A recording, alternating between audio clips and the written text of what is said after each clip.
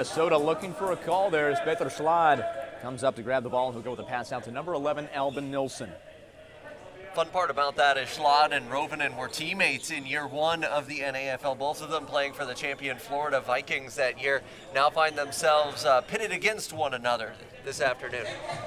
Now Thomas Kornmach in the close wing, losing control line, is able to send it down to Valtteri Rantala. He'll pass it off to Mael Marthala. New lines coming out for both teams, making substitutions early. Just over 3 minutes elapsed here in the first period. Still scoreless, but a lot of energy so far. Juuso Lehtiniemi with the ball. Edging closer to the center lane. He's trying for a deep pass. That's going to be blocked by Kalle Harstedt. Gets it behind himself to team captain number 9, Zach Mellon. Racing down the side, but he gets boxed out. Marthaler in his own territory. Number 24, Andreas Blixt. Retreating now. Number 8, Philip Lundmark coming to the court. He was able to make it today, and he'll be here for the rest of the season. He was an impact player for the Aviators last year. Trent, what's your impression of the difference that Philip Lundmark can make on this court? Well, he's one of the fastest players, if not the fastest player in the league. His first step is very, very quick. He also explodes into shots. So while his shot may not be the hardest in the league, he has one of the quicker releases, and he can get to shooting places quicker and faster than other players. Pasi Arvinen taking the ball, it was shipped up in the air. Send it to Marthaler, down to Lehtiniemi. Here to Lehtiniemi, passing it off to Julius Salakangas. Ipau Roila, team captain in his second year for the Minnesota Growlers. That ball shipped up in the air, but Peter Slad able to get to it. He'll hold for a second and pass to number 13, Justin Knight.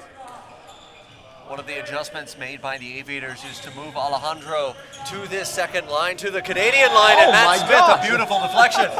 A ball rolls in. The slower punch is harder to block there.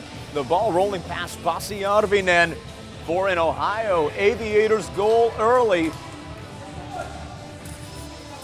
It's Smitty's first goal of the season.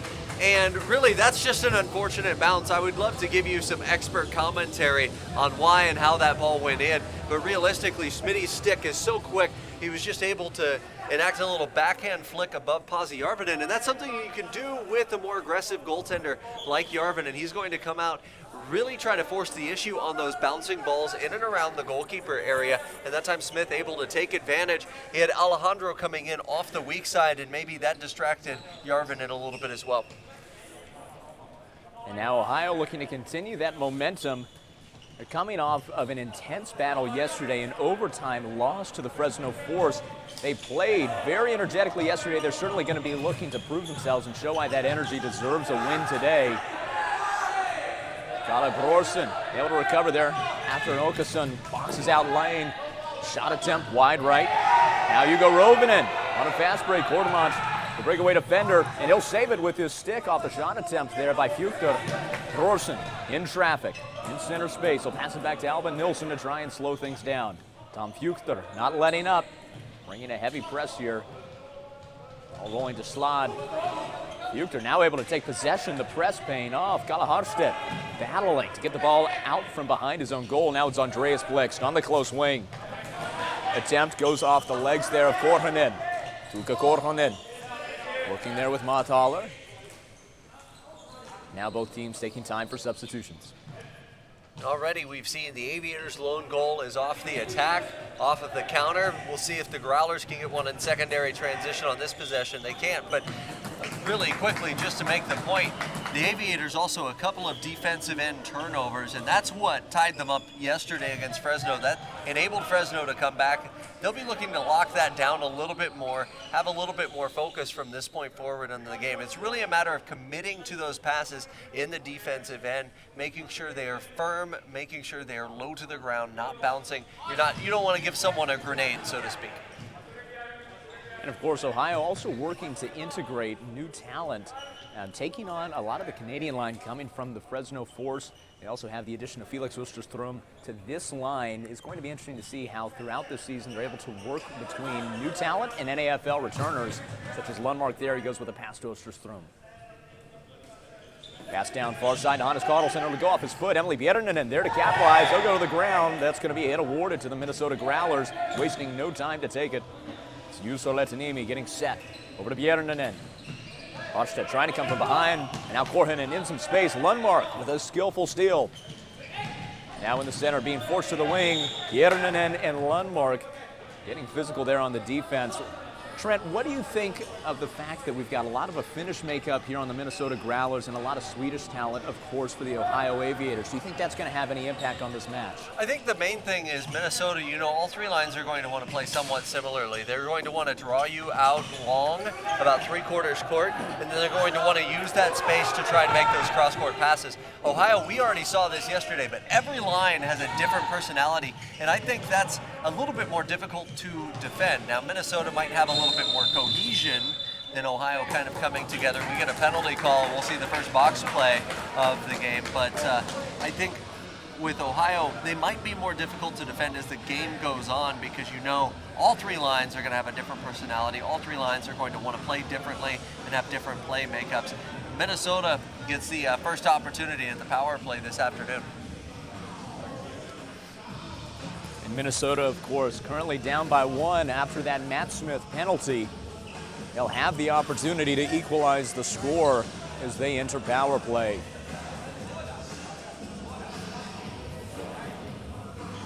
Smith with the lone Aviators goal to this point. He is a solid penalty killer as well. He kills penalties for the Canadian national team, but he has been known to be very physical along the boards as well. He's taken his share of penalties in his time. So he certainly gained a reputation as perhaps one of the more controversial players, certainly one of the most energetic, biggest personalities, and we've seen that reflected in his playing style as well. Yeah, my feeling is that Matt Smith is good for North American floorball. He does so much in terms of organization in Canada, and I think that's really appreciated in the North American floorball community. But he's also the player you hate to play against. And I know as a goalie, I hate to play against him because he's such a talented playmaker. He sees passes that even I can't see from the crease. So when he's out there, he's someone that you constantly have to be watching for and keeping an eye on. Defensively, though, he can be a little bit over-aggressive, and we see the 2 minutes tacked on the board for the Aviators as a result. Now Yipa Roila going to be setting up the power play offense here. Looking in the center for Salakongas. Elamari Lehtinen took no time at all. And in just about 3 seconds off the power play, the assist across court to Elamari Lehtinen in the perfect position.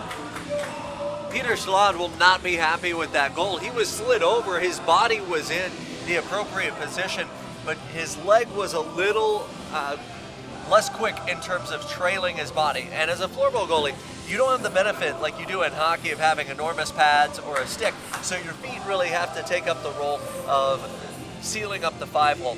Moving side to side is very, very difficult to seal up the 5-hole, but Schlad is one of those that prides himself on that, and you can see he was not happy at all with himself about that goal. And now with just over 12 minutes remaining in the first period, it's all tied up here. Your score, Minnesota 1, Ohio 1. Now Kortemach driving close. He's trying to get a pass off to Grenipen there near the crease. Instead, it's chipped up in the air. Now Future able to get it away to Eetu Vanjonpää. So it looks like the penalty to Smith, I didn't catch this originally, but it looks like it was a 2-2. So Minnesota continues on the power play. Ohio continues on the box play. And we see a box play with Grenipen up top. He can be a shorthanded threat. So he's a guy I'm keeping my eye on, and Minnesota will have to do likewise.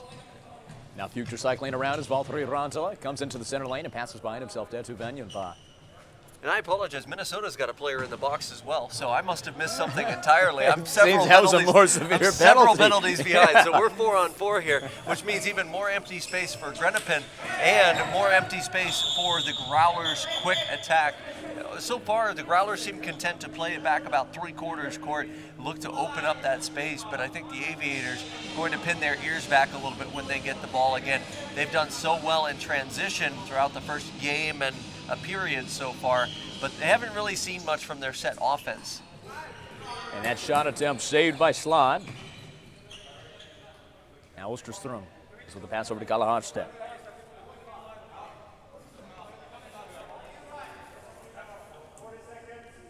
Taking it slow, the call there 40 seconds remaining on this power play. Kalle Harstedt hanging around his own goal line. Neither team eager to overextend themselves and risk making a crucial mistake. Worcester's through him again on the close wing. Passing back to Kalle Harstedt. Harstedt still staying around the crease. He's got Philip Lundmark on the far wing. He'll go with a deep pass attempt to Zach Mellon, who goes crashing out of the boards. He'll take Valtteri Rantala down with him as well. It's going to be a hit awarded to Ohio. So just to do a little housekeeping regarding the penalties. So there were 2 penalties given at 12:32. That goal by Minnesota, not a power play goal. Rather, it was a 4-on-4 goal. So that's on me. I missed the Minnesota penalty. He must have made his way to the box a little bit later on. But we saw Matt Smith take the penalty. It was Hiltonen who took the penalty for Minnesota. So they're both in there for a little extra time. Those penalties about to expire. Driving down far side, the pass to Hiltonen in the crease, saved by Slod. Salakongas coming in for an approach. He'll get the ball out to Hiltonen. Lundmark going to the ground. Player injured.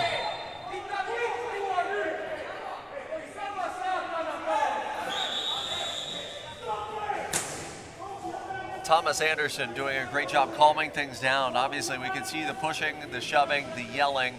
There's a player down from Minnesota. I didn't catch the number there, but being looked over by the athletic trainer that we have here.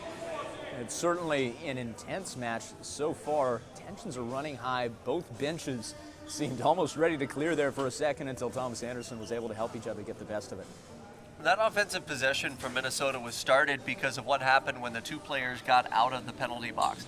So in floorball, when you leave the penalty box, you have to go out onto the pitch. You can't go straight to the bench. So Matt Smith got out onto the pitch and went straight to the bench, whereas Hiltonen went straight to the net.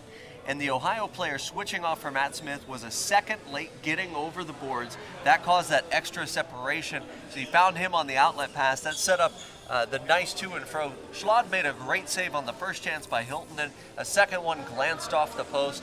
And then we see the injury for the Minnesota player here. Yeah, Julius Salakongas able to get back to his feet after that injury. And we can see the captains still talking with referee Thomas Anderson around center court. Yipao Roila and Zach Mellon, both in their second year captaining their respective teams. Now Roila seems to be debating a call here with Anderson. Salakongas is such an effective player for Minnesota. You would certainly hate to see him out for any amount of time.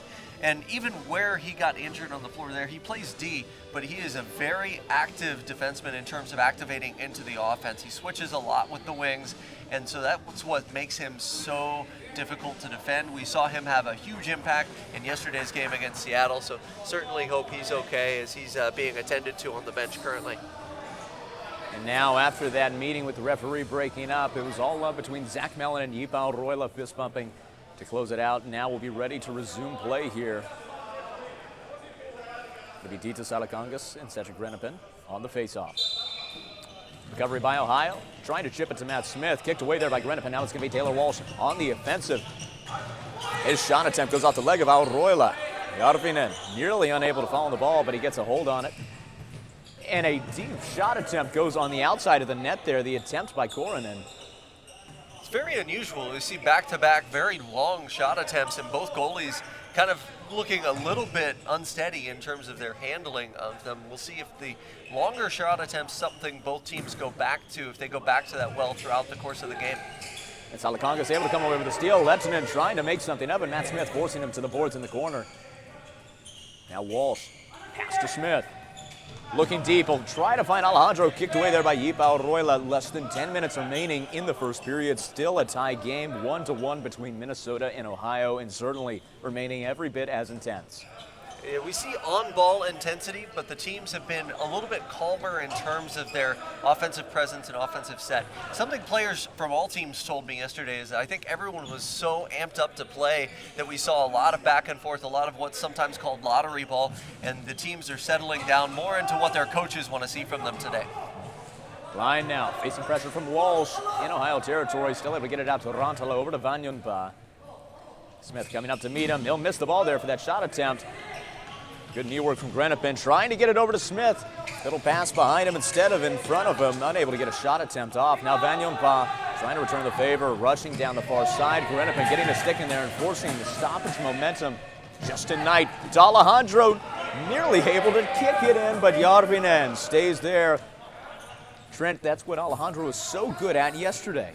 Yeah, a couple of volley rebound goals yesterday in and around the crease, and we see him doing the same thing. Even though he's on a different line today, he's sorting right in with his fellow Team Canada teammates there. A lot of them play together a lot, and we see a goal go in off a screen. Etuletanimi able to make it happen from the wing, from long range. And so once again, something we talked about yesterday during our game broadcast is the need for players to play low. Especially if you're out on the wings, on shooters on the wings, you have to play low, you have to get down, you have to get down on a knee. Because in a circumstance like that, Peter Schlad didn't see the shot well until it exploded through his defender's legs. So even those few milliseconds there makes it difficult for the keeper to read. Oftentimes you can't see the ball come off the stick, and so Schlad looked like he reacted late, and I think if you were to ask him, he would say he was probably screened on that attempt, but still an important goal in this game because 8 minutes left in the first period. Now Minnesota up 2-1, and they can play with their tail in the air, so to speak.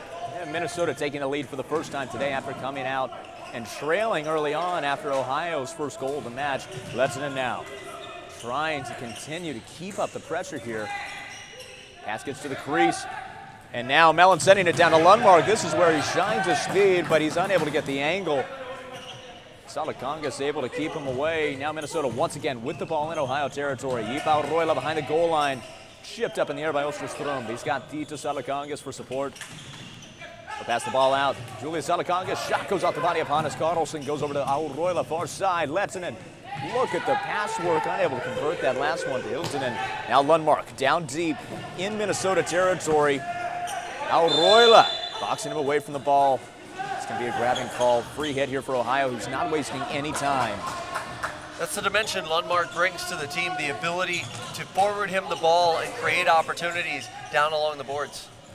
And Lundmark trying to move in traffic, goes down to the boards. Ohio looking for a call. Otterstedt able to come away with the ball. Shot it down just off the top post. Sailing out of bounds. It's going to be a Minnesota hit in. Valtteri Rantala, number 79, getting set to take it. As a new line comes out for Ohio, we'll go to Vanyonpa, far side. Alejandro, the up man for the Ohio defense. Ohio continuing to play that 1-2-2 that most of their lines were playing yesterday. Alejandro, the top in the 1-2-2, or what's sometimes called the Spets in the 1-2-2 position, or 2-2-1, pardon me. It's 1-2-2 if you've played hockey before. It's 2-2-1 in floorball. Now Justin Knight on the far side, having to jump over the ball to maintain possession of it. Grenoble able to get it around Vanyonpa. Down to Alejandro, chipped away there by Rantala. Rantala able to break it into the center. Fuchter trying to get it around Knight. Desperately, he's going to be able to get the angle on the far wing. Hit it behind himself, but then Matt Smith there, but he falls to his knees. Rovinen able to get it over to Vanyonpa. Now at the point here for the Minnesota offense. Will pass down to Marcus Line. Off the boards, down to Rantala. Shot attempt, wide right off the back boards. Hugo Rovinen on Justin Knight. Knight with the hustle there, able to chip the ball away to Matt Smith. Grenoble now being forced to the boards here in the corner by Rantala. Losing some control, but able to chip it around him. And now he's got line for support. Matt Smith doing a great job spying there behind the goal, waiting for the opportunity. Now Smith on line as the ball be sent out of bounds. They were playing advantage there. Alejandro steps through the goalkeeper area of Järvinen as he went to attack the player along the end boards. And so our official playing the advantage. That was going to Minnesota anyway, regardless of what happened. And now down on the bottom, Tuukka Korhonen. A beautiful pass to Mahtala, but unable to connect. Now Blixt leading the charge here for Ohio. He's sent to the backboards. Emily Bjerrinen now coming around with a lot of speed. He's maybe Minnesota's answer to Philip Lundmark when it comes to the ability to attack off the edge on these fast counters. There's going to be a call there as Schlad goes diving and Lehtinen goes sailing over him. Lehtinen set to take it here for Minnesota. That call not on Schlad, but rather on the defender player push. I think that was Kortmann that got the push in. Mahtala. Now behind the goal, pass out to Bjerrinen. Advantage granted there to Minnesota as Blix hit the stick trying to defend. They send it out around the boards. Penalty call here. It looks like an incorrect stick, and we've got more of a heated discussion here. Kalle Brorsen, who was not in the game yesterday, he was another player that was not able to play yesterday, but he's returning to the league after playing year one in Utah. And I believe he might be the guilty party for the illegal stick. It looked like Thomas Anderson was noting there. And we've still got a player down here from Minnesota being evaluated by the trainer in the corner after some of that contact. And once again, the captains meeting in the center. Ivo Royla and Zach Mellon. This is a difficult game for the officials because you have Thomas Anderson talking to the Minnesota Growlers. You have Sjogren here at center court talking to the two captains as well. And Anderson, I think, just told the Minnesota players, hey, you go back to the bench here. I think both officials are tired of hearing guff, but this is one of those games where, like, the minute you hear a stick on stick, you hear the bench erupt and say, hey, and now there will be some form of unsportsmanlike penalty there against the Growlers. So I think we're going back to 3v3. Currently in the penalty boxes, it's Kalle Brorsen, number 17 of Ohio, number 24, Tuukka Korhonen. We'll see if that's the extent of the penalties here. As Trent, you mentioned, it's been a very engaged game for these benches. They have certainly been living and dying by every call they see or believe the referees don't see on the court. I think we're seeing the continuation of that with the extended discussions that are happening around every single one of these calls as the referees are trying to rein in what has been quite spirited conduct, we'll say, from both teams throughout this game. Thomas Anderson, Yanni Sjogren, two of the better refs that you'll see here. And actually, when we pulled up with the 39ers, you know, we had several players that hadn't played in the NAFL before, and we were showing them who the refs were for this league. And they said, we cannot believe that these world-class refs, you know, and we tell them, no, they come to North America every year, and no, like, it can't be Thomas Anderson. No, we get Thomas Anderson here in the NAFL every single year. We have the top-notch officials here, and they're doing a great job, I think, of kind of managing the game as we see 5-on-5 play instead of 4v4. And on that injury is number 50, Etuletanimi, being helped off the court. I can't count. It is 4v4. Now Lundmark in center court, trying to move around traffic. He'll pass back out to Kana Harstedt. Lundmark on the close side. Dito Salakongas trying to cut off that back passing lane.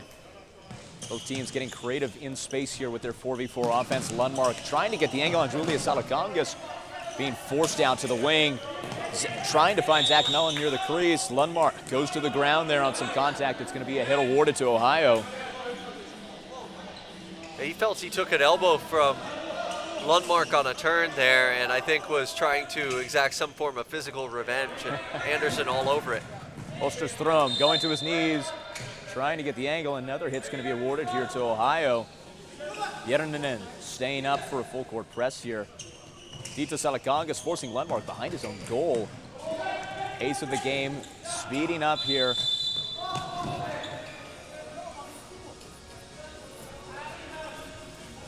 Salakongas set to take it here with Järninen.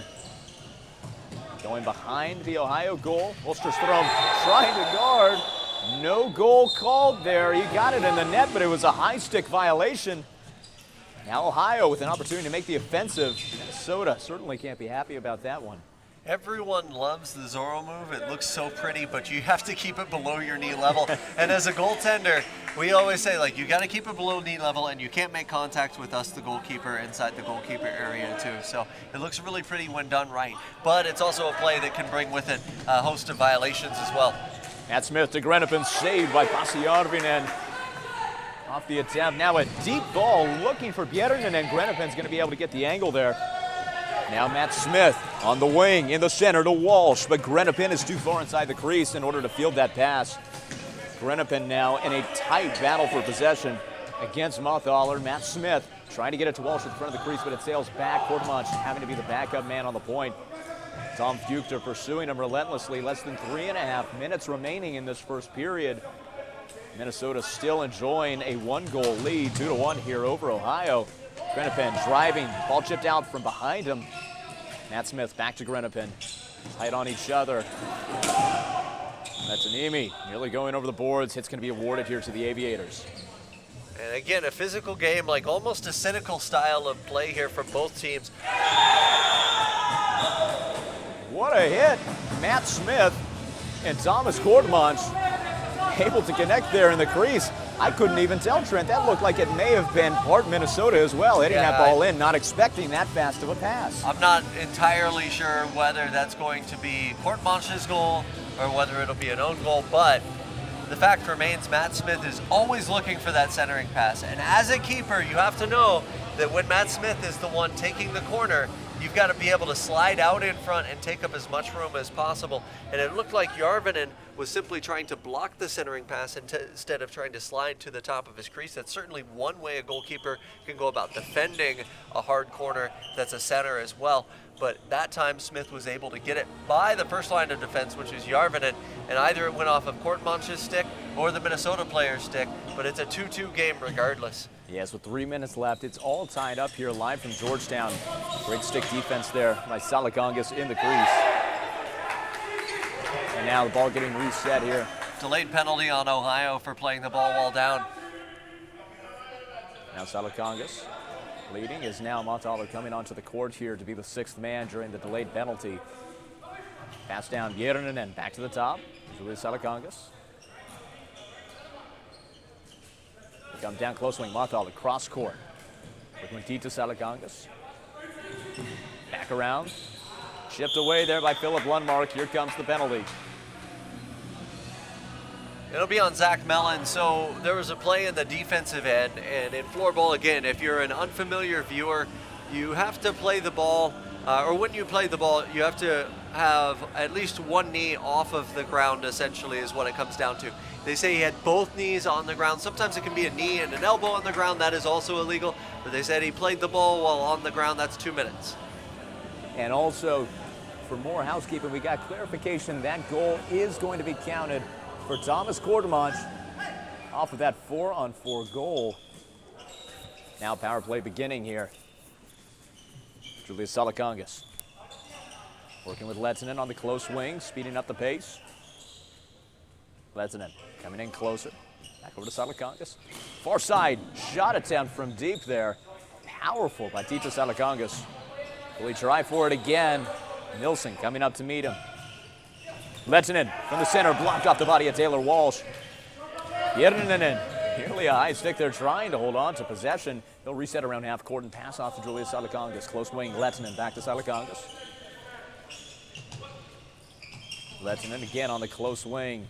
No man in the middle right now for the Growlers. Järvinen now coming in to compensate. That shot going off the leg of Järvinen, and then Walsh sent out of bounds.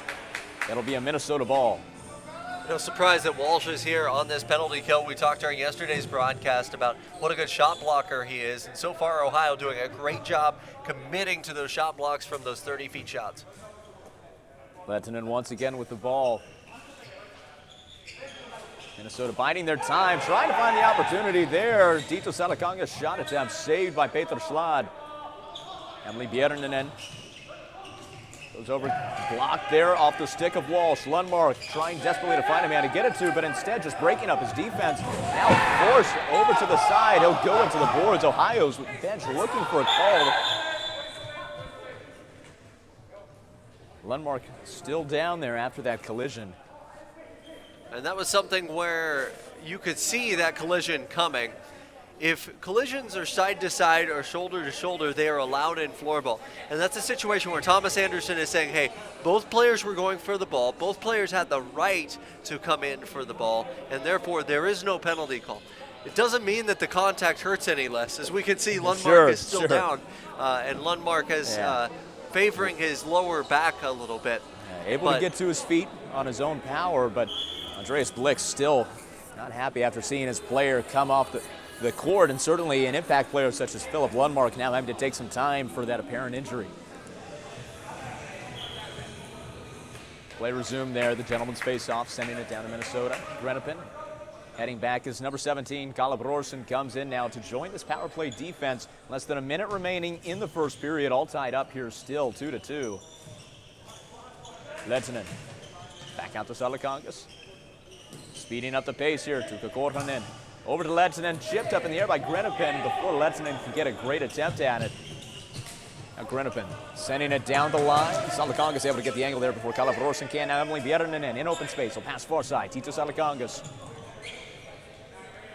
Slowing down a bit here. Less than 30 seconds remain in the first period. Over to Lehtinen. Bjernanen to Lehtinen. Power play has officially ended, but Minnesota still keeping the pressure on with this rapid perimeter passing. Korhonen with a little bit of space on the wing, gets it to Lehtinen. 3 men entering on him. Bjernanen shot it down, blocked off the body of Grenipin. Ulsterstrom sending it down deep into Minnesota territory. 5 seconds left. That should end out the period as it's chipped away there by Zach Mellon. And at the end of the first period, your score here is Minnesota Growlers 2, Ohio Aviators 2, and what has been an action-packed game so far. Floorball fans, you're not going to want to miss the second period of this matchup between Minnesota and Ohio. And of course, stay tuned during the intermission as we bring you another exclusive NAFL player interview.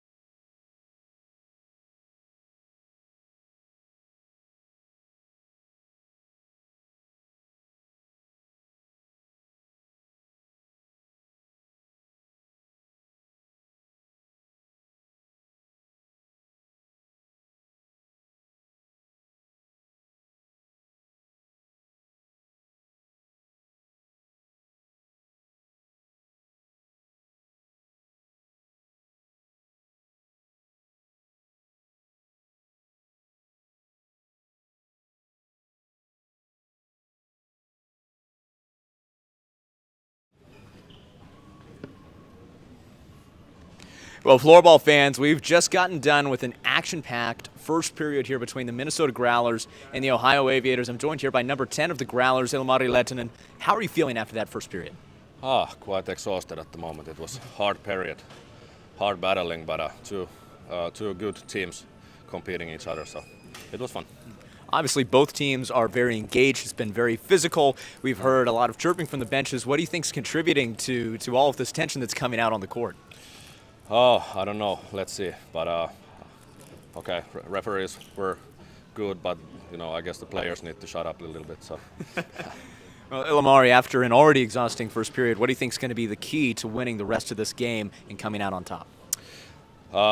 Maybe we need to play a little bit more with the ball and be patient.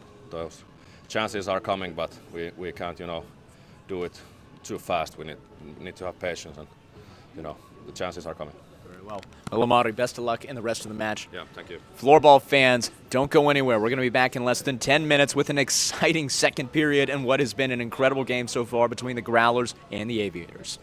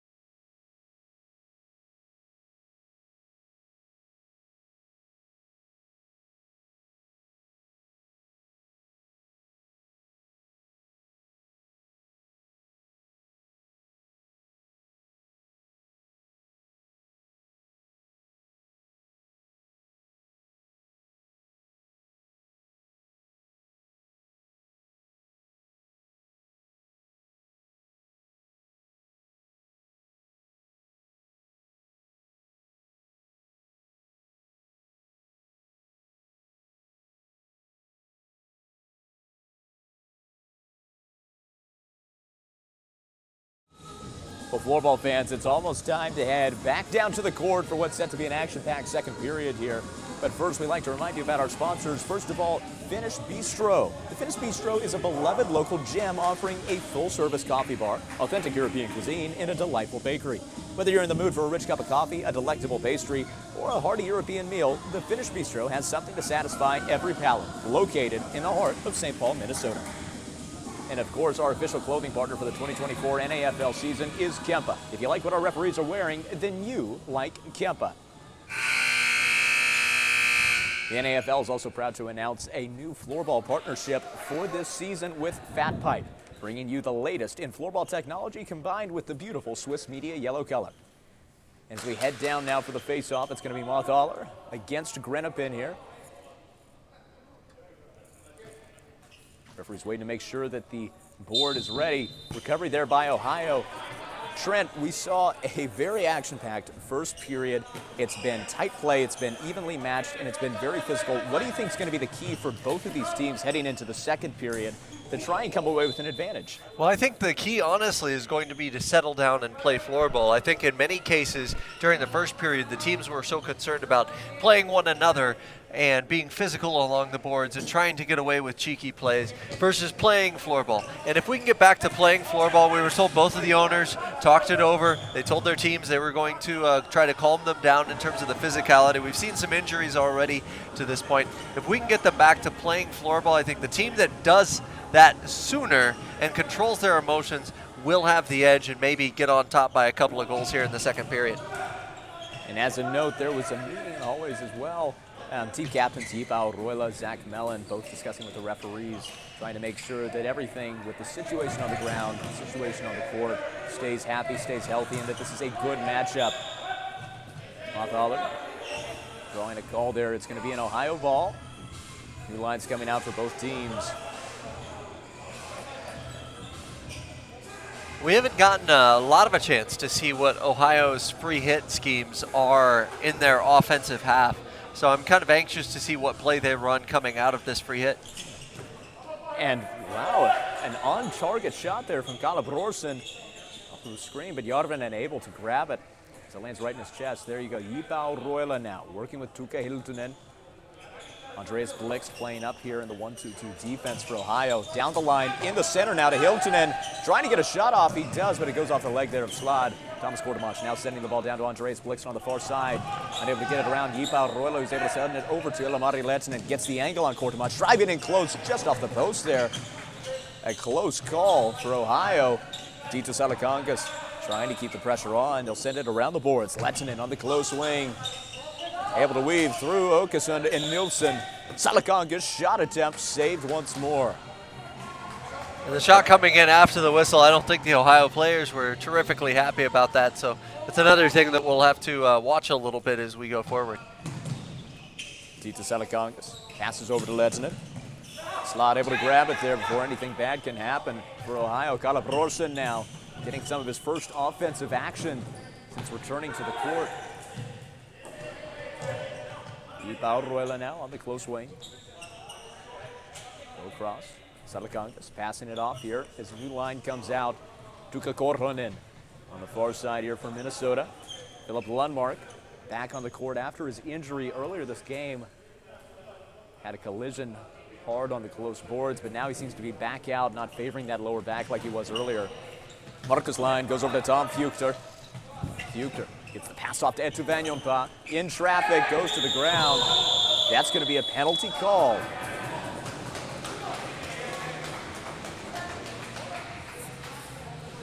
I think that's a sign that the officials want to try to rein in some of the physical play, because Zach Mellon, what his argument is going to be is, I was standing there, I was in good defensive position, I didn't move. You're entitled to your space as a player. So that's Zach Mellon's argument. I think Thomas Anderson's argument is, hey, you stuck your knee out a little bit, you initiated the contact, therefore it's a 2-minute penalty because it's in a scoring situation there. So another box play for Ohio, another power play for the Growlers.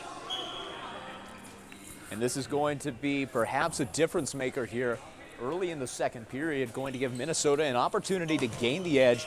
Salakangas to Lehtinen, goes far side, Korhonen. Getting a closer shot attempt is good.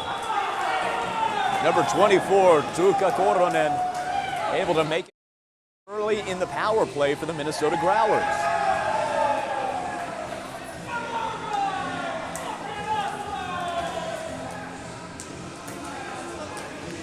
So one of the things with the diamond box play set that Ohio uses is that you're going to leave that opening there coming out from the corner. And so what happened in that circumstance is that D that's right in front of the goalkeeper area, he has a choice to make. He took the centering pass or the Royal Road pass, and therefore it gave additional room for Minnesota to kind of come out, squeeze out the angle, and just fire a ball as hard as you can to see if it makes it through Schlott.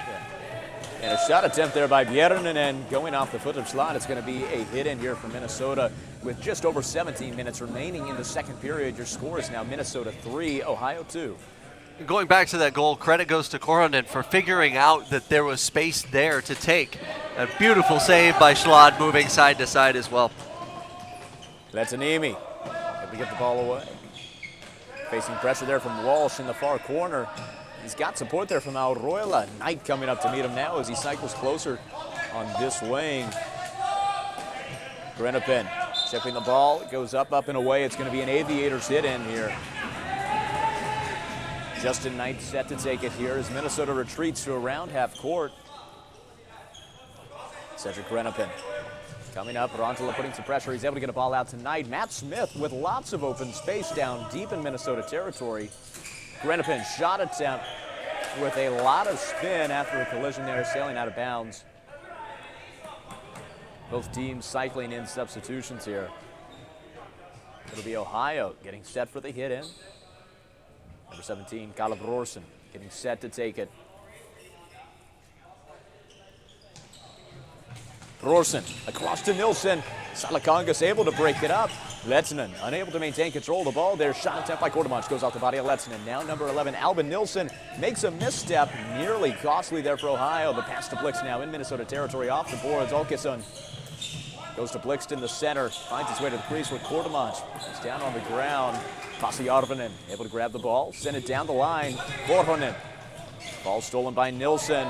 Letsinen going to the ground there. Nilsson upset about the play instead of following it. Now the ball sent out of bounds. It's going to be a hit-in for Ohio. And we're going to get a stoppage. There's a significant amount of sweat there on the GUR floor here in Georgetown, and so they're going to come out and mop that up.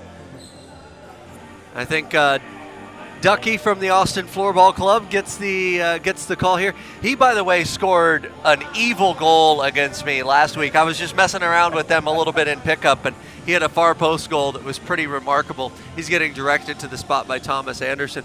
But very quickly, like what we've seen here in this period, I think the physicality is lowered just a little bit, especially after that early penalty that Ohio took. And then what we've also seen similarly is a lot more frenetic pace back and forth. That's come with turnovers, and I think that opens it up to see maybe some goals off of turnovers, or at least some scoring opportunities off of turnovers. We've seen the teams exchange them to a point here in the second period, but I feel like this game is one that could open up as the next 15 minutes progresses. And both of these teams have great playmakers when it comes to those breakaway counterattacks. Philip Lundmark, one of them right here with a shot attempt, goes out off the stick of Auroila. Of course, the Growlers also have great talent when it comes to the breakaway. From Savillamari, Lettinen staying by the goal line, and Emily Bjernenen's ability to get speed on the wings. Zach Mellon now behind the goal, looking for a pass to Hannes Carlson in the crease, but it sails wide. Now it's Fuka racing to try and get the ball. He's got Rovinen for support. It comes out to the center. Marcus Line unable to get there. Zach Mellon with the pass to number 91, Hannes Carlson. Over to Philip Lundmark. Auroila able to break up the fast break pass across the crease there. Rovinen losing control. Number 9, Zach Mellon able to get it out to Kalle Harstedt. Down to Philip Lundmark. A lot of these players who are currently on this line, Mellon, Lundmark, and Kalle Harstedt, played together since the first season of the NAFL, originally for the Utah Raptors and for the Aviators last season. Some contact there in the goalkeeper area as Pasi Arvonen goes to grab that ball. Arvonen, a veteran of the F-League with LASB, certainly has taken his fair share of hits in time, but he's tough, and staying in the goalkeeping area is now Minnesota looks to mount a drive. Bjernenen goes back out to Korhonen. We go far side. Mathal fast across court pass to Bjernenen. shot attempt unable to connect there. Ball rolling out, chipped up and out. It's going to be called out on Marthaler. It'll be a hit in here for the Aviators. Taylor Walsh, number 15, set to take it. The sweep shots have an advantage in that you can protect the ball from your defender, and there's something that it exists at every level of floorball if you're new to the sport. But the problem with the sweep shot is if you don't connect on it and you don't make it work, that ball skitters off your stick, and it's almost an automatic turnover every time. We've seen that already a few times from Minnesota, and then a bad defensive zone turnover right there for the Aviators, resulting in a rush. Yeah, Björninen shot attempt narrowly saved there, but Minnesota still keeping the pressure up, still maintaining the possession here. That's Anemi, the pass down to Björninen. A double spin goes off the body there of Justin Knight. A fancy footwork, still able to keep the ball in Minnesota's possession until just now. Matt Alejandro making it a race down the line, forcing Letanimi deep in his own territory. Björninen pausing now as his team makes substitutions. He'll hand it off now to Yipa Oroila. Salakangas. Back to Oroila, far side. Rosen coming to meet him. Try and send it around the boards to Ilmari Lehtinen. This is a strategy they favored, especially last season, sending Lehtinen down to spy near the goal, near the crease, and be waiting for any pass. Now Kalabrosin with a spin move, able to get it off. Okasun sends it behind him. There's nobody there, but he still draws the free hit here for the Aviators. This could be a big free hit because it's going to be in a prime position. And so we'll see how the Growlers wall up here and take some of the weak side offensive players, or try to, out of the play. Grossen shot attempt saved by Arvinen off the pass from Nilsson from that free hit. Salakangas now coming up into the center. He'll pass down. Lehtinen looking for Salakangas near the crease. Nilsson able to break up that pass. He'll get it out to Kalabrosin on the far side. Can he get the angle on Nilsson? And instead he'll spin back around to maintain possession. It's going to be Alvin Nilsson in the far side in Minnesota territory. Coming towards the center lane, shipped away there by Salakangas. Deep to Salakangas, passing behind himself, but instead it finds Kalabrosin. What a miraculous save off the right post behind Pasi Arvinen, and he was able to catch it before it rolled back in the goal. But again, a couple of plays in the center of the pitch that neither team needed to make there, and we see the result is a rush and a shot off of the post. We were an inch away from this game being 3-3. I think this is more the style that the Growlers want to play. And that pass attempt deep to Korhonen, sailing wide. Mellon there to support Harstead, able to come away with the ball, but a missed pass goes off the post. Ball sailing out of bounds. Ohio recovering as they'll get the hit in here. Gala Harstead set to take it. He'll pass over to Osterström. Fuchter playing up around three-quarters court here. Lundmark cycling to the center. Far side, Felix Osterström taking it slow. Lundmark drawing the defenders in. Harstead, a player who loves to pass deep, and there he does it right there. The pass to Osterström in Minnesota territory. Off the backboards, Vanjonpa able to get there before Hannes Carlson can. Now Hugo Rovinen with the pass over to Fuchter. A little bit too much momentum carrying him into the corner there. Zach Mellon trying to break it up. Hannes Carlson there for support. The ball now in center space. Lundmark coming from behind. He's got speed, but so does Fuchter, but he gets it over to Mellon, looking for Lundmark again, unable to get it to Hannes Carlson. Lundmark taking out many boards. Referee Thomas Anderson saying no call, get up. Fuchter shot, and forgive me, Valtteri Rantala's shot is good. Lundmark upset by the no call, but Minnesota clearing to celebrate. Number 79, Valtteri Rantala on that counterattack goal. And Rantala said, hey, we can play the transition game. We can play the counter game too. Once again, this is a goal just like the second goal of the game where Schlad had very little chance. I don't think he could see it clearly. That ball exploded through the legs of the defender, Harstedt. And as they were coming in down the left side, really only one option there. So Schlad was square to the shot. I just think he got a late read on it because of his defender's body being in the way. An excellent shot from Minnesota, and credit to them for stepping up and playing some of this transition game when they've had the opportunity. And I'm anxious to see if the Aviators make some adjustments here and kind of sit on the ball just a little bit longer with maybe their first and third lines. The second line, they play transition. That's just kind of their style. But I want to see if they make the adjustment to sit on the ball longer with their first and third lines. Maybe don't press the issue as much because that's what's gotten them into trouble. Now with just over 11 minutes remaining, Minnesota with a 2-goal lead, 4-2. Björninen driving in, Peter Schlad coming out to meet him for the stop there. Now the Aviators trying even harder to make a goal. We'll see if they do that by speeding up or slowing down as Justin Knight comes in. They go down to Grenipen, close side, trying to chip it up to Matt Smith with a crease there, but it goes to the back boards. Al Roila, Physical trying to get the ball away. Emily Gerren and trying to chase it down the side. Grenipen trying desperately to get it to Matt Smith. It's going to be a free hit call here for the Growlers. Salakangas with the pass to Korhonen. Come back down. Aviators defense backing off a bit here. Blick staying up around half court. Salakangas across to Korhonen. Now Lehtinen, deep in Ohio territory, making some space between him and Walsh. Thomas Kortemont just able to chip the ball away from the open side of the goal. He'll send it to the corner now. Tito Salakangas unable to get the angle. He's going to back off now. Hiltunen coming up to meet him. Walsh having to race to catch up with that pass. In coverage there. Fighting to stay alive as Lehtinen stays off, but Tuukka Hiltunen playing aggressively in Ohio territory here. Sebastian Okason losing control to Tito Salakangas. Looking across to Lehtinen, just unable to connect. Hiltunen over to Tito Salakangas. Peter Schlott is brought all the way out to the front of the crease, just now returning to the goalkeeper area. Free hit's going to be awarded here to the Ohio Aviators. Referee Thomas Anderson is going to call them into talk. And while we have a second, I want to point out that was a great 30-second shift by Thomas Kortemont there. A couple of block shots, a deflected opportunity in front, and a really nice play down by the near boards to spin away from the forechecker and buy himself some additional time, calm down the ball for Ohio, which is exactly what they needed that shift. Excellent stuff from Thomas Kortemont. Now number 91, El Pistolero, Hannes Carlson, facing pressure from Puter. He'll send a ball over to Nilsson. Minnesota not wanting to let up here. They seem to be circling their prey after gaining that 2-goal lead.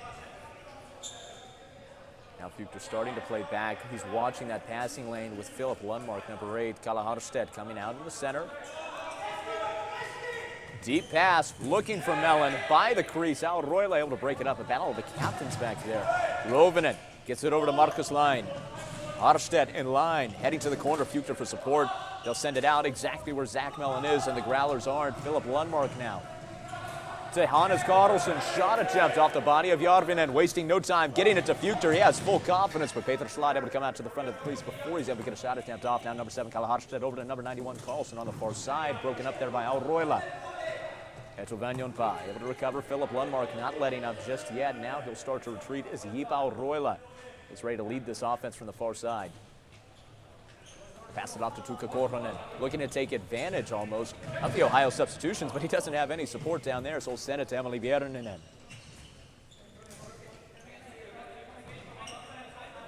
Now Bjernen coming up closer, he'll send the ball down deep. He'll find Marthaler.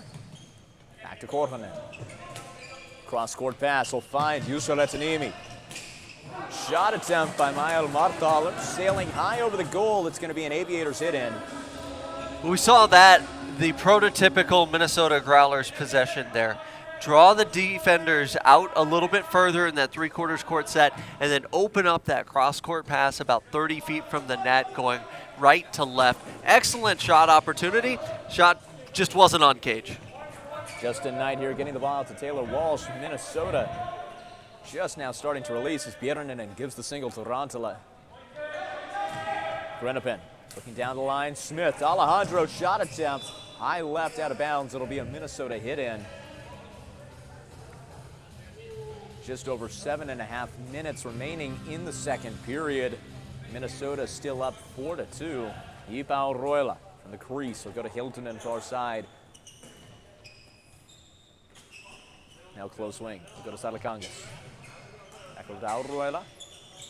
Now driving down, pass half court, pass attempt goes off the body of Grenipen there. Justin Knight on the close wing, trying to find Smith, facing pressure deep by their own goal.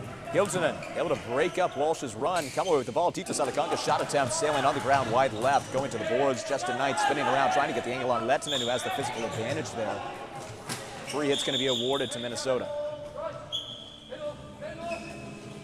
Tito Salakangas trying to find Hiltunen, the ball sailing wide, delayed penalty call here. Matt Smith sending it over to Taylor Walsh. Back to Justin Knight. Over to Zach Mellon. Titus Alacongas following him behind his own goal. Kyle Brorson on the close wing.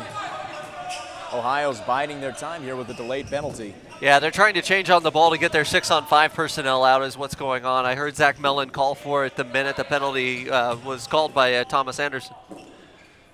Mellon there in the far corner. Looks like Ohio finally ready to start making some movement. Hannes Carlson with a lot of speed behind his own goal, sending it to Mellon around the half-court line. Philip Lundmark here, facing heavy pressure there from Fuchter.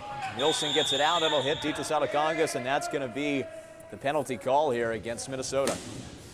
That's a wise play by Minnesota to reclaim possession. That's the guy you want to double if you're going to double someone, is someone in the high slot area about 40 feet from the net. But once again, we see a penalty called. This time it's Ohio going on the power play. Our first look at the Minnesota box play and our first look at the Ohio power play today. And that's number 26, Tuukka Hiltunen, headed to the penalty box here. Now Ohio with an opportunity to close up this lead using power play and make this perhaps a 4-3 game. Minnesota has certainly come ahead in this period. We'll see if Ohio can change the script in the last remaining 6 minutes here, and as we begin 2 minutes of power play. Mellon working with Brorson far side. Grenapin playing in the center. Mellon goes far. Järninen staying closer to Grenapin there in the center. Korhonen, spine in the crease. Shot attempt saved there by Pasiarvinen off the Brorson attempt. Mellon down deep in his own territory. Lundmark goes across over to Kyle Brorson. Brorson to Matt Smith behind the goal line, intertwining their line here for their power play offense.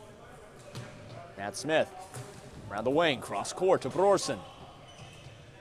Matt Smith now behind the crease himself. Lundmark across to Brorson. Back out to Mellon. Brorson now cycling to the point as Mellon goes to the wing. Shot attempt off the body there of Mahthaler. Järninen boxed out there by Grenapin for the ball. Still fighting to find it. No matter what, he's distracting this power play offense. He'll send it deep into Ohio territory to give his team time to make these substitutions. Zach Mellon looking to lead his offense back out. What an excellent one-man box play there. Killed off about 20 seconds. Now Kyle Brorson sends it down to Matt Smith. Once again behind the goal line. Lundmark has got some space. He'll make a slip, however, and Salakongas capitalizing, sending it all the way down. Grenapin has to hit it out to the boards.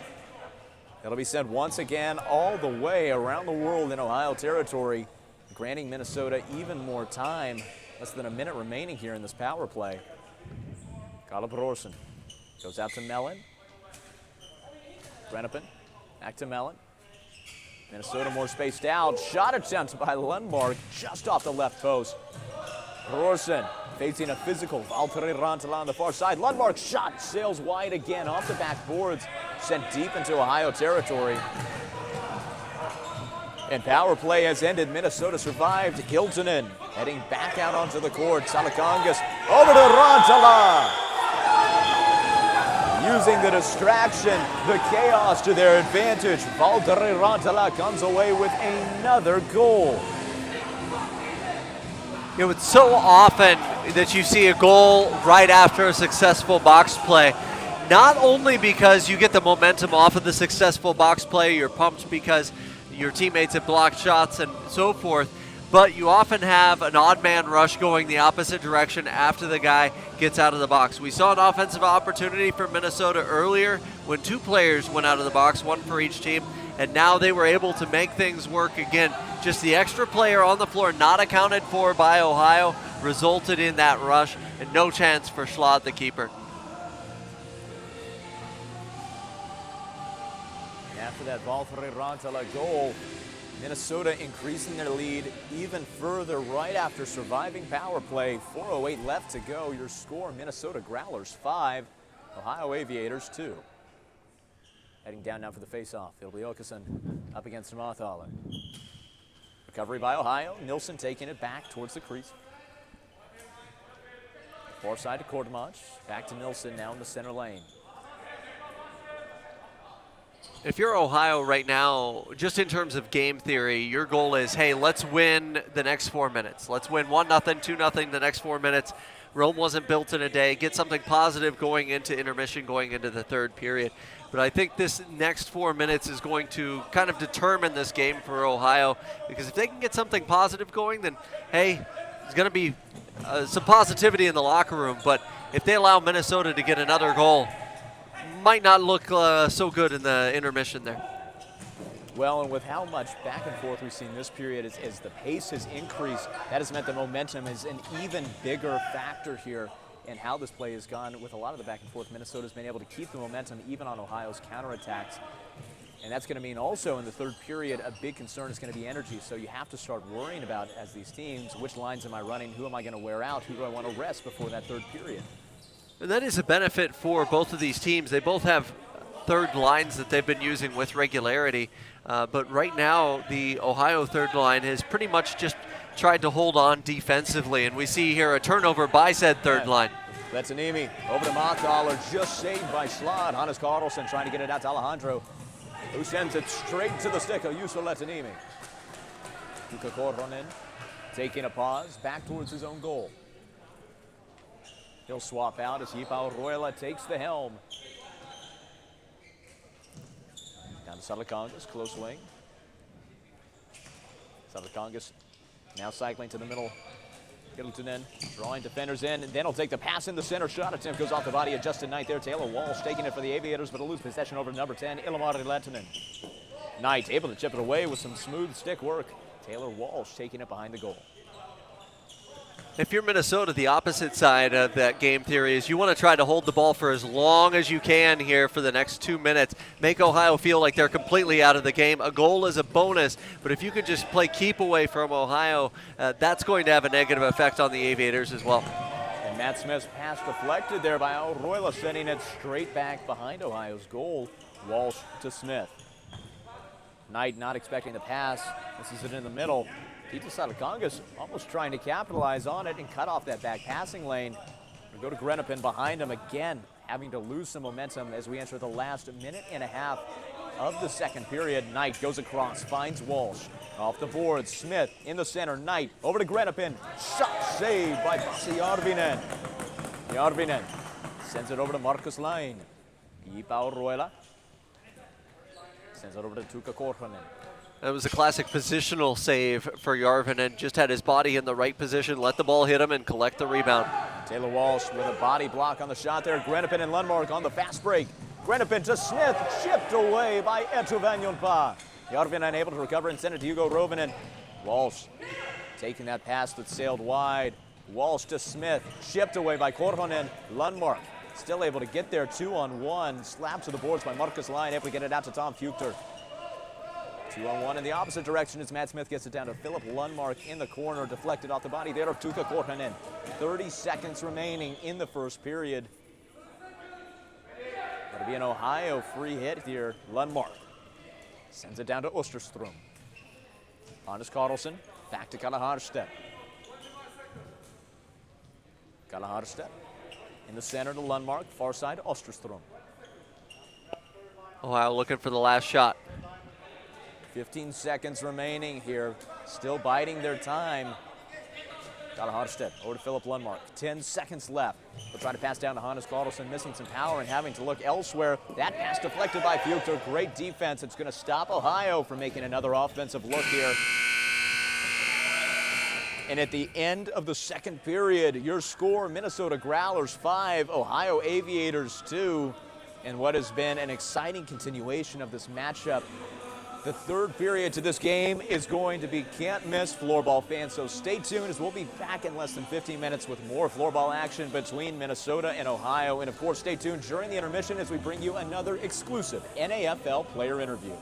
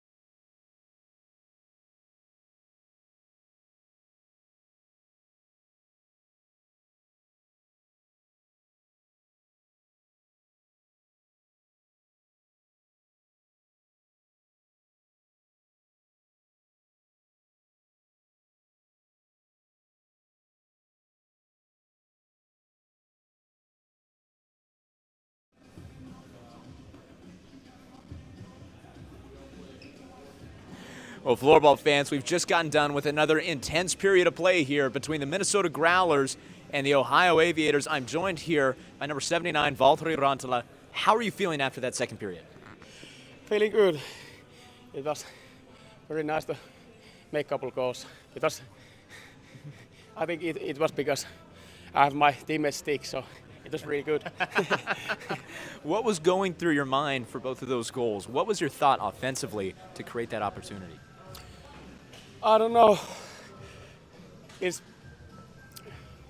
feels really great to make goals, and I wanna show them when I. What do you think is going to be the key for the third period? What are you going to do as a player? Well, obviously we have to keep all good defense, and also I don't know. I think that's enough. We don't have to change much. Yeah. Well, best of luck in the third period, Valtteri. Thank you for joining us. Floorball fans, don't worry. We'll be back soon with an exciting conclusion to this Minnesota Growlers versus Ohio Aviators matchup.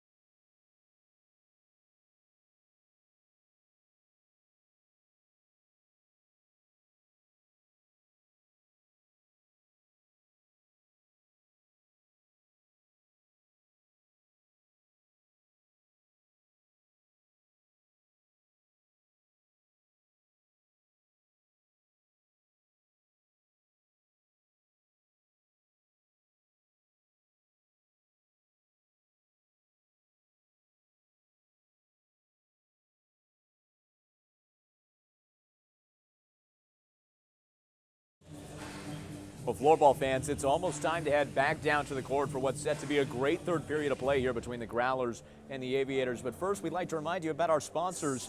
First of all, the Finnish Bistro. The Finnish Bistro is a beloved local gem offering a full-service coffee bar, authentic European cuisine, and a delightful bakery. Whether you're in the mood for a rich cup of coffee, a delectable pastry, or a hearty European meal, the Finnish Bistro has something to satisfy every palate. Located at 2264 Como Avenue in St. Paul, Minnesota, we invite you to explore the delicious offerings at the Finnish Bistro. And of course, we can't forget our official clothing partner for the 2024 NAFL season, Kempa. If you like what our referees are wearing, then you like Kempa. For all of your athletic needs, look to Kempa and look no further. And of course, floorball fans, we have a new floorball partnership for the 2024 season. The NAFL has teamed up with Fat Pipes to deliver the latest in floorball technology combined with beautiful Swiss media yellow in order to make every play the most viewable, the most exciting. And we encourage you to do the same by shopping Fat Pipe floorballs. Now, as we get set to head down to the court, we have had an intense game. The first period defined by physicality, the second period defined by energy and momentum with back and forth. It's going to be interesting to see what happens in this third period. Minnesota coming in with a 3-goal lead over Ohio, but still could very much be anyone's game depending on what take Ohio has and what they've changed during this intermission. Yeah, these first 2 minutes are going to be so crucial to what Ohio is doing in this third period, and they start with the line that I think has had the most amount of energy for them, their second line, their mostly Canadian line. Now Tuukka Korhonen here for the Growlers will pass it down low to Martala. He'll go in the center, Bjernanen, shot saved by Slad coming out the edge of the crease to meet that ball. Alejandro, the pass down to Justin Knight. Taylor Walsh now on the close wing. He'll pass back out to Justin Knight. Driving up the center, not a lot of responsiveness from the Minnesota defense. Now, Valtteri Rantala passing down to Emily Bjernanen. Waiting far side, ball sailing out of bounds. It's going to be a Minnesota hit in here after the transition of lines. Looks like it'll be number 92, Tito Salakangas, coming out to take the ball. Alba Nilsson going to be opposite him. Hiltunen. Back to Salakangas, deep ball. He was looking for Julius Salakangas to come across the center, sailing wide out. Roila not poised to catch it, instead forced to go back into his own territory, give his team time to reset. Far side, over to Salakangas, back to Roila, down to Lehtinen. He'll push it in the center. Hiltunen over to Salakangas, a diving save there by Peter Slad. Now Nilsson trying to get a pass off to Åkesson, but it'll sail wide. Hiltunen, shot attempt, unable to get off. Kalaporoshin on the counterattack. He's got Åkesson across. He finds Åkesson. It's good! Sebastian Åkesson able to come away with that counterattack goal in his first game with the Ohio Aviators. As you mentioned, Tanner, he didn't play yesterday, and I think this particular goal is a huge win for the Aviators. Why? Well, their third line was matched up against Minnesota's de facto first line. It started and Minnesota had all the possession. Peter Schlad made an excellent save going side to side. Aviators were able to turn it back the opposite direction. And so anytime you get your third line winning that battle against the opposing team's first or second line, it opens things up. And so now they've got their first line matched up against Minnesota's third line. We'll see if they can keep the momentum rolling into this shift. That means with 18 minutes, 40 seconds left on the clock here in the third period, your score now Growlers 5, Aviators 3. As also a side note, after that goal, Julius Salakangas was helped out by a trainer. Just another in a string of injuries that have happened. We're hoping it's not too serious. Felix Osterstrom in his own territory. Going over to Kalle Harstead, you can already see the increased energy this Aviators team has. They know this game is still in reach if they all can pitch in and contribute. The pass to Hugo Rovin and chipped away by Kalle Harstead, who's got the angle on him, driving down the wing. Slow shot attempt there. Too much spin on the ball, and Tuukka Korhonen able to come away with it. He'll take time to shore up his offense. Minnesota still with a 2-goal lead, not looking to be too aggressive just yet. Marcus Line on the close wing. He'll pass back out to Tuukka Korhonen. Driving in closer to half court. He's got Fuchter in the center. Ohio playing behind the half court line so far. Korhonen will pass to Fuchter on the close wing. They go over to Eto Vanjonpa, far side. Kalle Harstedt starting to edge up closer to meet them. Korhonen pausing there. Substitutions are made. Mael Marthaler coming out.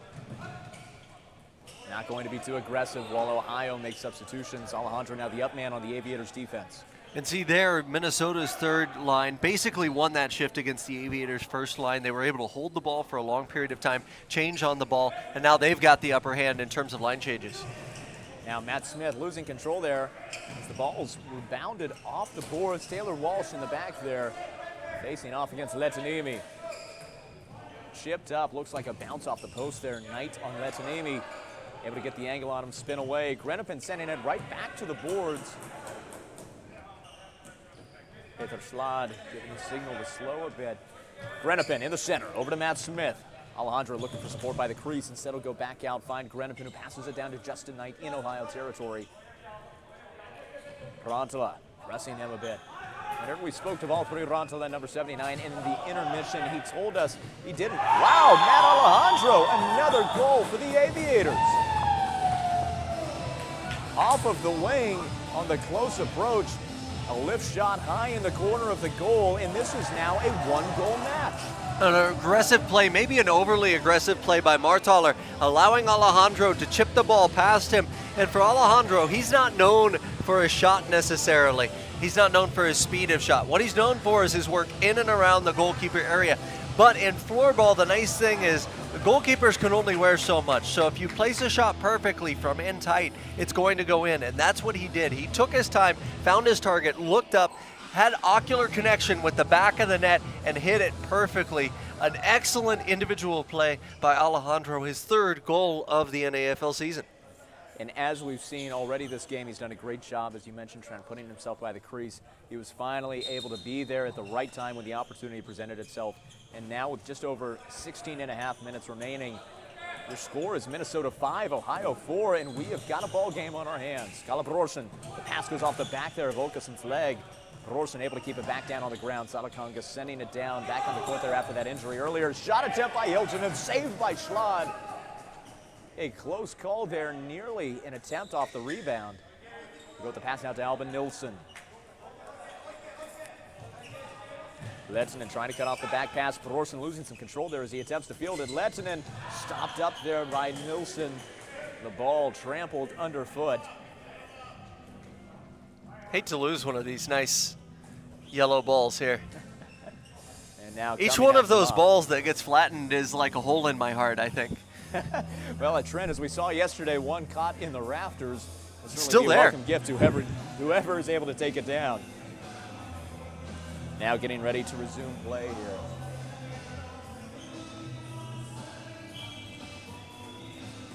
And so Minnesota, the fair play to Ohio there. The correct call when a ball gets flattened is a face-off. And in that case, Ohio was going to have possession because it was the Aviators player that ended up intercepting the pass and flattening the ball. So Minnesota, fair play to them. Now Kalle Harstedt, the ball for the Aviators. Rantala is still playing up here for the Growlers.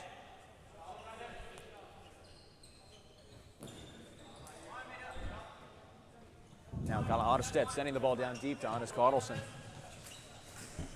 We'll send it back out to Kalle Harstedt. In the center, Osterstrom, a rapid pass over to Lundmark, but it sails wide off his blade. Emily Bjernen, and now with an opportunity to look at that speed across the court, getting around Harstedt. Nearly a goal there. He sent it just too high over the goal as Schlad came out to meet him. They're trying to take it quickly. Karlsson, the deep pass down to Lundmark. This is where he shines, but the shot sails wide. Goes over the board as he took the shot without waiting for help yet. And Lundmark was calling for that free hit to go to him for quite some time. He had snuck back in behind a changing Minnesota team. They didn't see him back there. They didn't account for him back there, but unfortunately, neither did the Ohio player taking the free hit. So he was there all alone, but didn't have quite as much time as he could have had the free hit been taken earlier. Matt Smith there, passing back and forth with Knight, now down to Walsh at the point. Number 77, Cedric Grenopin, back out to Walsh. Grenopin still staying around that three-quarter court mark. Off the boards, trying to find Walsh, but the angle's off. Hiltonen missing that pass there on what could have been a critical counterattack for Minnesota, getting less and less comfortable. They started this period with a 3-goal lead. Now it's down to 1, and we've just had over 5 minutes here in the third period.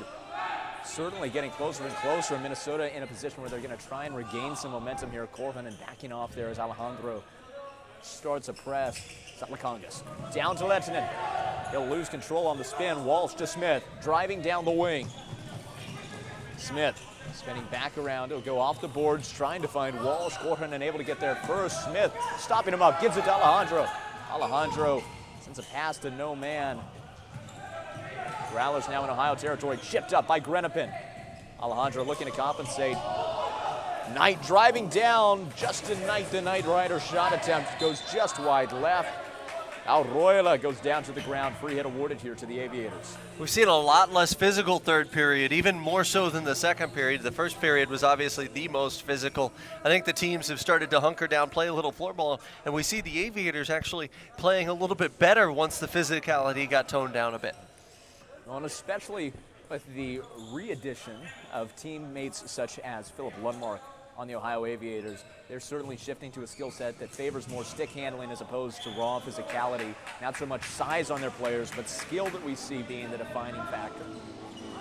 Alvin Nilsson goes to Thomas Kordemanch off the hit in.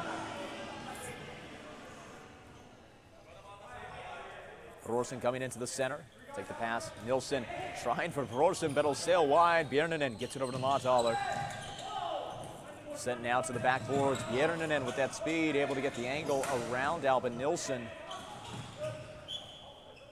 Åkesson and Björninen both losing sticks there on that play, trying to get possession. It's going to be the Aviators with the hit in. Nilsson sends it to Kortemash. One more. Rantala still playing up.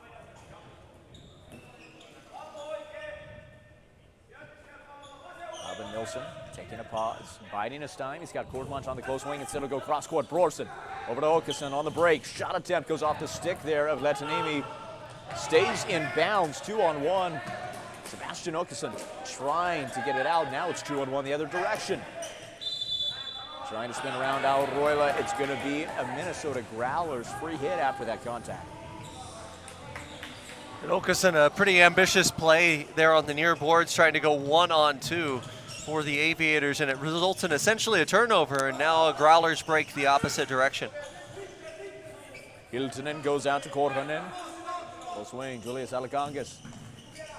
Go to Lehtinen, losing control. Hannes Karlsson trying to break up that play, and Schlad with a diving grab. Advantage granted there to Ohio. He'll pass it out to Kalaharstedt.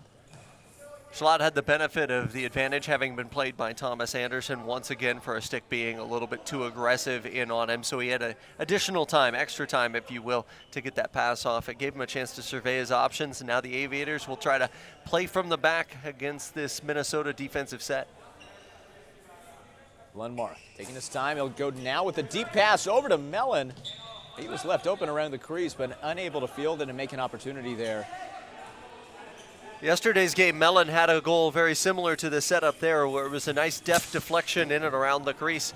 No wonder the Aviators are going back to that well here again. Osterstrom now on the close wing after that intense Hannes Karlsson shot attempt. Osterstrom looking in for Karlsson towards the crease. Ball sailing wide, still able to recover. Ohio keeping a hold on the ball, looking for Mellon in the crease once more. There's a clear offensive strategy. Mellon trying to get it to Osterstrom, broken up there with stick defense by Tuukka Korhonen. Korhonen going to the boards. It's going to be a push call.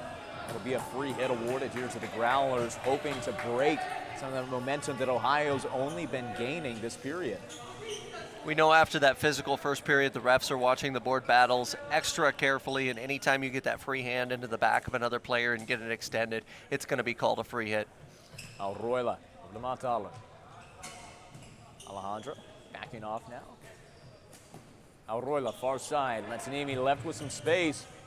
Trying to find Björninen, but he was turned around. Grenapin wasn't able to make something of it. Phenomenal save with the hand by Pasi Arvinen. His own player, Juuso Lehtinen, falling over him. He'll use that to his advantage, taking a bit extra time. Go to Alroila, now Montaler, back to Alroila.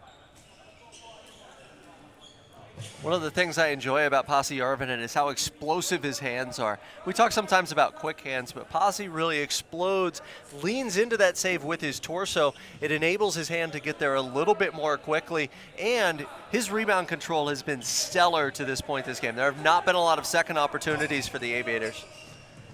Now ball moving more quickly in Aviator territory. Mataver gets it out to Björninen. Auroila at the point, but go back off the board to Björninen. A pick and roll there almost. Björninen driving down close wing, facing double team. Grenoble able to come away with it. He's got Justin Knight with some room on the far wing as Minnesota readjusts. Taylor Walsh looking to slow it down a little bit. Rantala going to press him. Matt Smith, the pass to Knight. Back out to Walsh.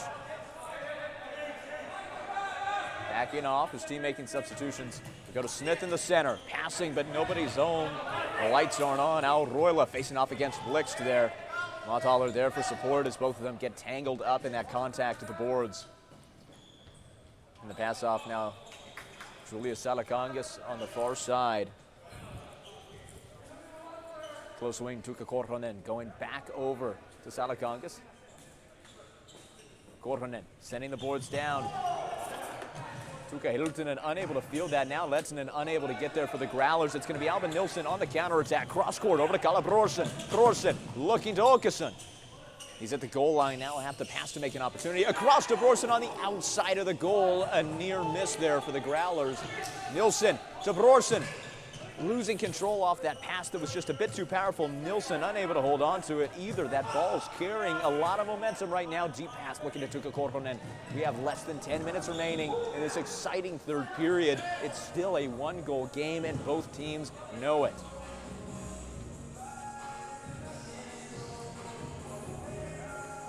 New lines coming out here. That'll be Mile Marthaler, number 28 of the Growlers, getting set to take this hit. Passes to Auroila at the point. Backing off, Auroila continuing to go back. Philip Lundmark pursuing him. And it's leaving a bit more room open there for Juuso Lehtinen. Auroila now with some open space, driving down to half court, advancing on Ohio territory off the boards. To Valtteri Rantala, pursued heavily by Österström and Karlsson, but he's got Mataver open. Over to Auroila in the center lane, broken up by Lundmark. Zach Mellon now, ball chipped away by Auroila. Valtteri Rantala sends it straight to the stick of Kalle Harstedt. Jonas Karlsson with a little bit of space on the far wing. Björninen coming up to half court. That gives space for Lundmark. Goes to the ground. That's going to be a hit awarded here to the Ohio Aviators. Lundmark, who was injured earlier in this game, a little slow to get up, but still on his feet.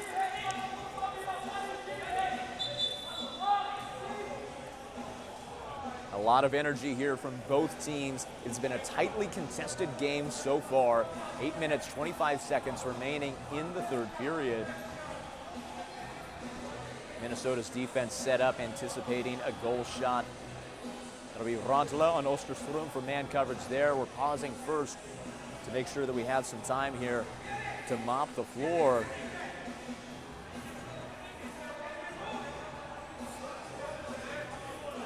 And now, Kalle Harstedt getting set to take this shot. Jonas Karlsson unguarded on the far side.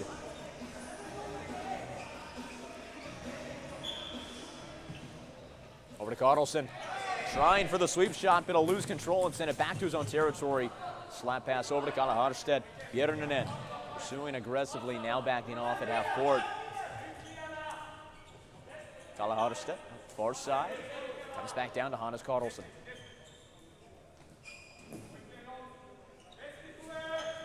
Harstedt, pass from deep, goes over to Zach Mellon. Powerful shot, goes off the backboards. Pasi Järvinen able to get the rebound and pass it to Auroila. Sends it off to Julius Salakangis here as the line substitute.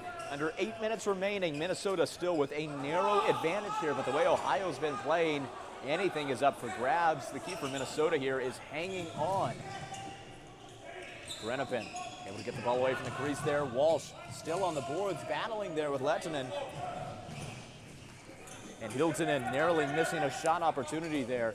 Smith able to send the ball down the boards. Korhonen is back over. Salakangis far side, deep to Salakangis. Shot attempt sailing high, wide, and out of bounds. It's going to be an Ohio Aviators hit in. Just a Knight over to Taylor Walsh. Back to Knight. far side. He'll go to Grenapin, across to Walsh. Sends it back to Grenapin. Pass, powerful in the middle. Knight over to Smith. Alejandro on the close wing. Loses control of the ball there. Now Bierinen on the breakaway, rolls over the stick of Grenapin. Taylor Walsh behind his own goal. What a pursuit there from Salakangas.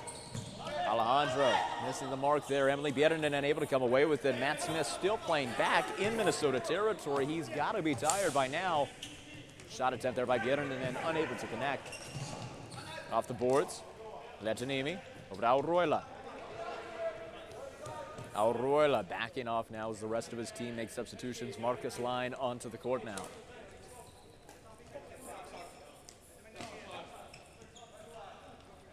Auruela now ready, he'll pass over far side. Yusuf Letanimi. Keep Auruela still backing off. You can hear the call from the Ohio Aviators bench. Right side, trust me. Seeming to anticipate here the offensive from the Growlers. 6 minutes remaining. Auruela down to Yusuf Letanimi. Back to Auruela, slowing this game down, biding their time. Don't want to make any mistakes that could lead to a goal. Shot attempt from deep there, goes to Slad. Åkesson, far side, some fancy maneuvers here, trying to get around Auruela. The half spin, he's able to find a lane to get to Kortmanch. Kortmanch, shot attempt, goes off the legs of Letanimi, trying to find a man to pass to. Go off the boards to number 24, Andreas Blix, the owner-operator and coach of the Ohio Aviators. Åkesson looking for a man there. It'll be kicked out all the way deep into Ohio territory. Lehtinen able to get there first. Can they make something of it? Nilsson with some heavy physical contact. Both benches upset about the physicality. Åkesson now recovering for Ohio. The pass to Blix. He's got Nilsson across. Nilsson pump faking a slap shot and assist to Brorson instead. What a goal for the Ohio Aviators. Number 17, Kalle Brorson, in his first game back with the Aviators, making a critical goal with 5 minutes left. We saw Albin Nilsson pump fake a slap shot from mid-range and instead go across the court to Brorson, who was waiting on the wing in the perfect striking position. That means with 5 minutes, 12 seconds remaining in the third period, it's now a tie ball game. It's Minnesota Growlers 5, Ohio Aviators 5. Ohio is dangerously close here to finishing their comeback, originally starting down 5-2 here to come in. As we noted at the beginning of this period, the first 2 minutes were going to be the most critical for the Ohio Aviators to determine their fate in the rest of this match, and they have not disappointed. They have kept the pressure on and increased it with seemingly every possession this last period. Minnesota no longer with a lead to hold on to. We'll see how that's going to affect their strategy, whether or not they'll be more aggressive with the ball now as we head down for the faceoff at Salakangas on Mellon. Lundmark recovering in Minnesota territory. He'll pass back out to Kalle Harstedt. That pass sailing just a little bit wide. Harstedt from the crease. He'll pass over to Osterström.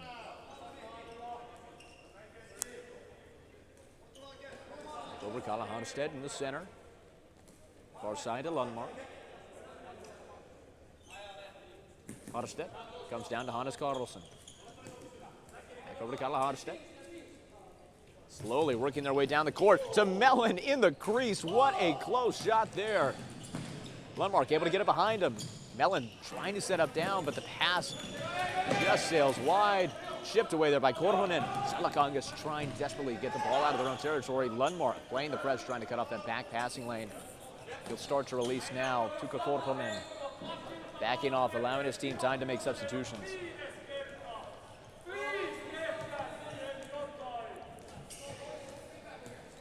Juuso Lehtinen goes over to Jip Auruela. You could hear Pasi Arvinen encouraging his team from the goalkeeper area. Not only is he impressive as a goalie, but also as a team leader for the Growlers, same as he was last season when they were just starting as an expansion team. Cross court, off the boards, Hiltunen. Passes over to Auruela. Ilmari Lehtinen on the far side. Facing off against Walsh. Back to Aurora. From deep, Salakonga shot saved by Schwab, but Hiltonen hits it in. It's called no good. What a turn of events. Tuukka Hiltonen nearly bringing in the winning goal, but a high stick call has it reversed.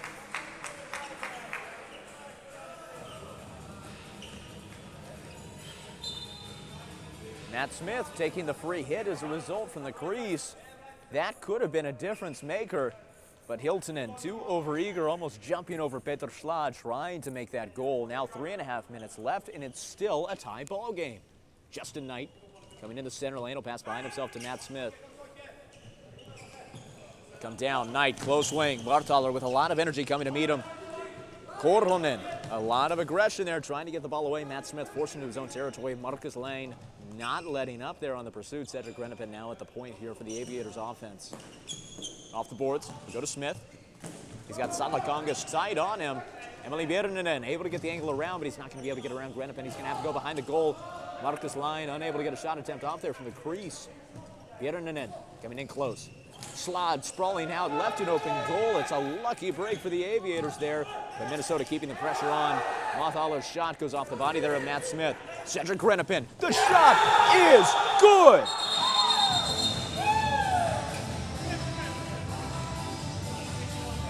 Cedric Grenapin with the most crucial goal of the match. An impressive shot indeed, and now the Ohio Aviators have regained a lead that they haven't had since the first period when they came out early on top. You may have noticed there after that goal, referee Yanni Shoren having to tell the Aviators players to stay away from the Minnesota bench. Minnesota calling a timeout here after that goal, taking the opportunity to talk strategy. 2 minutes, 35 seconds remaining in the third period. Your score now, Minnesota Growlers 5, Ohio Aviators 6. The Growlers, a team who certainly have the Troy Cup in their sights this season, as do the Aviators.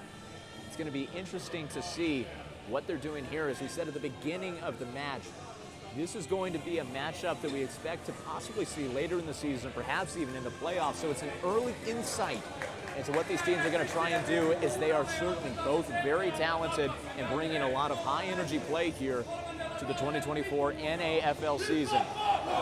Pasi Arvinen, goalkeeper for the Growlers, leading their chant as they break their timeout.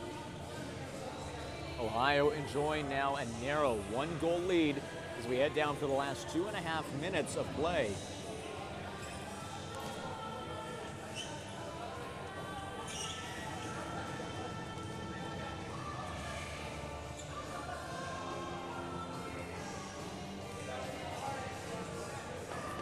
Now heading down for the face-off, it'll be Salakongas on Brorsen.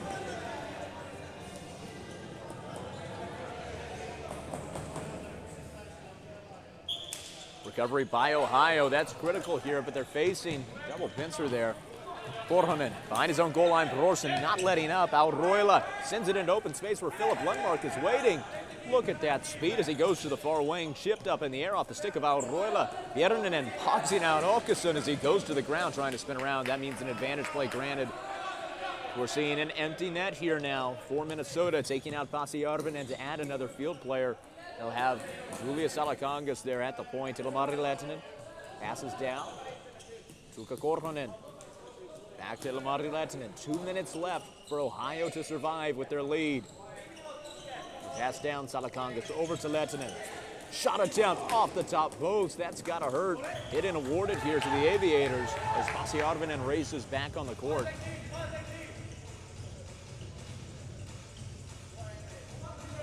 What a tight match this has been all game. The quality of play has only improved as well. Tuukka Korhonen going to the ground there. Looks to have perhaps hit his knee. They're going to call in the mop crew here after that fall.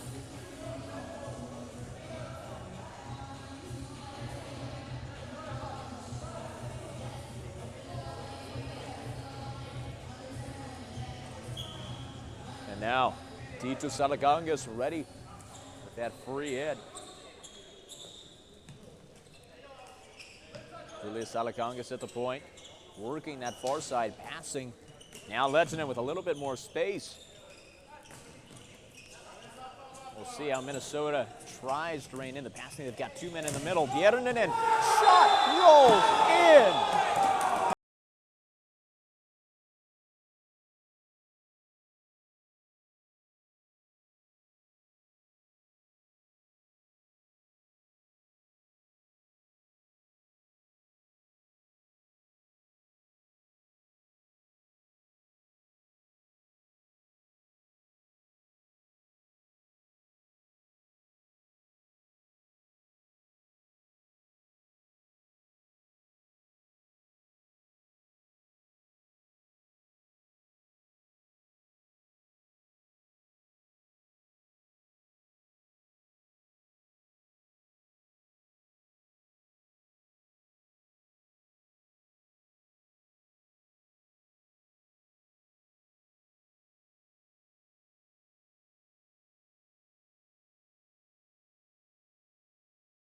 Empty net strategy working, and now as we head down for the face-off, the momentum's even here.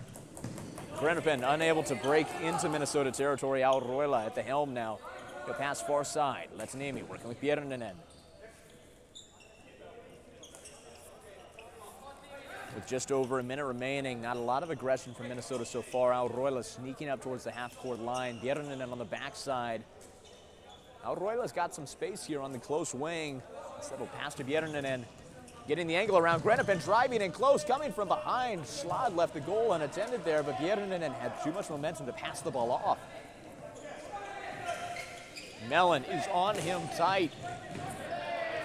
Advantage granted there, Auroila. Backing off there. No man in the middle. Now Marcus Line coming into the crease. Auroila still sticking around half court. Just over 30 seconds remaining. They may be waiting for overtime to make a move. Substitutions coming in here. 25 seconds remain. Julius Salakangas, the pass over to Auroila. 20 seconds remain. Salakangas over to Auroila. Goes far side. Ilmari Lehtinen. Shot attempt from deep. Saved by Slad. 10 seconds left. Can Ohio do anything with it, or will they wait for overtime? Kalahar losing control. That's going to take away any offensive opportunity as Grenoble hits it to the boards. On just the second day, we already have the second overtime game of the 2024 NAFL season. Don't go anywhere. We'll be back in just a few minutes with the 5-minute sudden death overtime to determine the winner here between the Minnesota Growlers and the Ohio Aviators, both tied at 6. We'll see you in just a moment.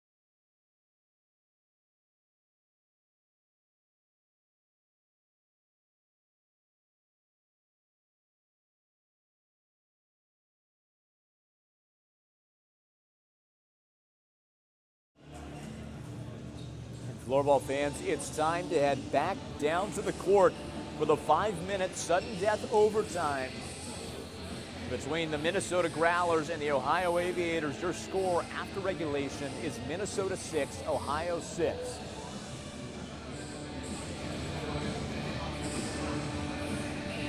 Heading down for the face-off, it's going to be Mile Montala against number 9, Zach Mellon. Zach Mellon, of course, an impact player for the Ohio Aviators. He's been in the league since day one. when he played for the Utah Raptors. Mellon able to kick it out to his man, Felix Osterstrom. Back to Kalle Harstedt, playing it slow so far to start off overtime. Go over to Kalle Harstedt. Lundmark in the center. Not a lot of pressure, and Ohio leaving the middle relatively open.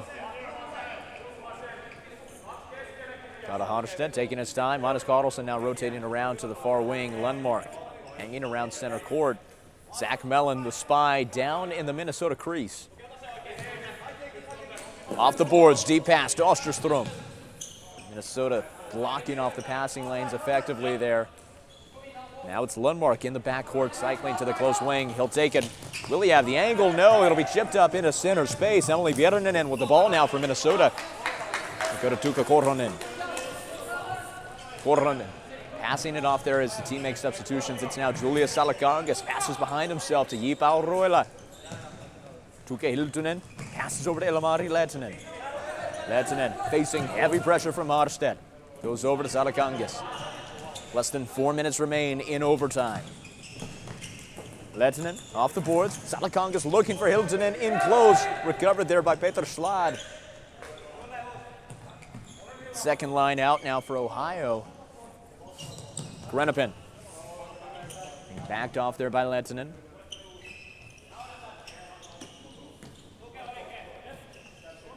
Grenapin tending towards that far wing. Walsh coming behind him for support. He'll go instead with a deep cross-court pass to Brorsen, but it sails off the body of Auroila when he makes the shot attempt. Off the board, Salakangas down deep. Tito Salakangas losing control of that pass, sailing wide. Grenapin there to recover and chip it away to Taylor Walsh.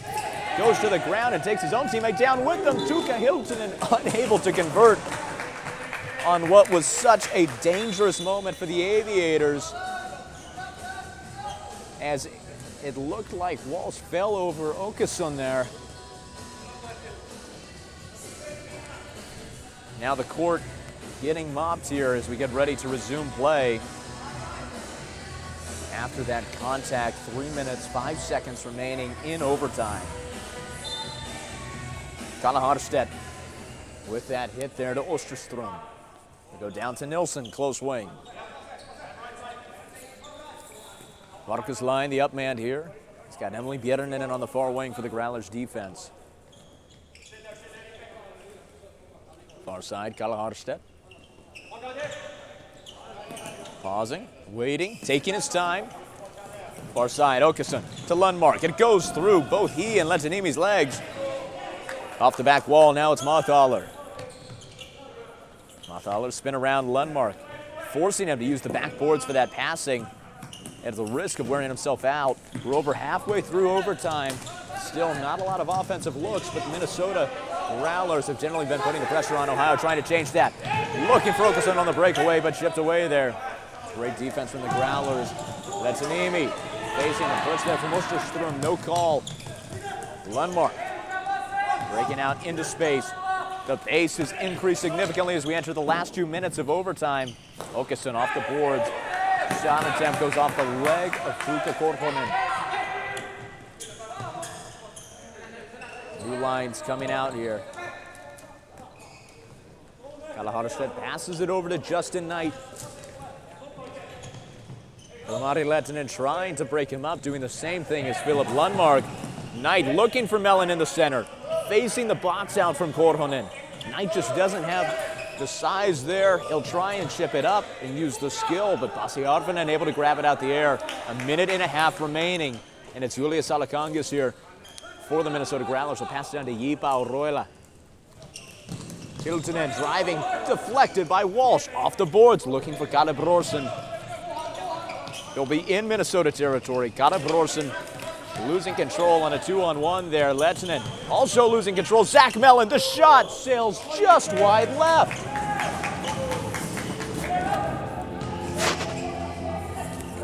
Kalle Brorsen over to Walsh, 1 minute remaining. Ball sailing down deep. Salakangas will have the angle on Hannes Carlson. Carlson going out there, pushing the boards out. Referee's going to stop playing, award a free hit to Minnesota.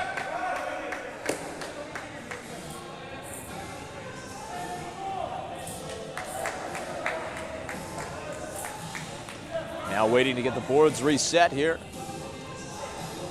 Alroila passing it off to Tuukka Korhonen as Minnesota gets ready to take this hit. 50 seconds remaining on the clock. Both teams have an opportunity to win it here. What a matchup this has been. Still tied 6-6. If neither team is able to score before the end of this overtime, we'll move to a penalty shootout. 5 rounds between both teams to determine the winner. Emily Björninen shoots down, goes across, and it's a goal.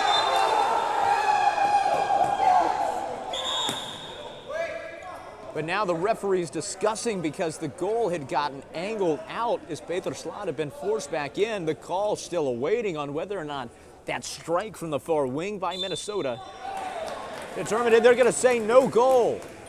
The goal had been moved too much. It cannot count. Jipa Roila discussing with referee Yanni Sjögren. Less than 30 seconds remain. It's going to go to a face-off in the far corner. Ohio staying alive here. It'll be Dito Salakangas against Kalle Harstedt of the Aviators here on the face-off.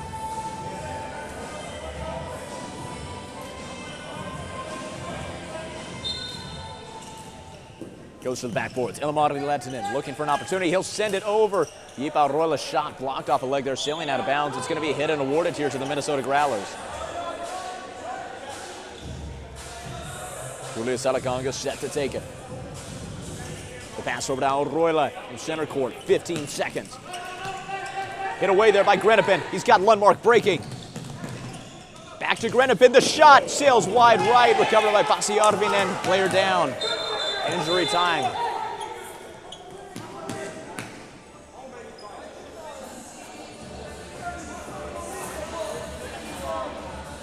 A bad hit there.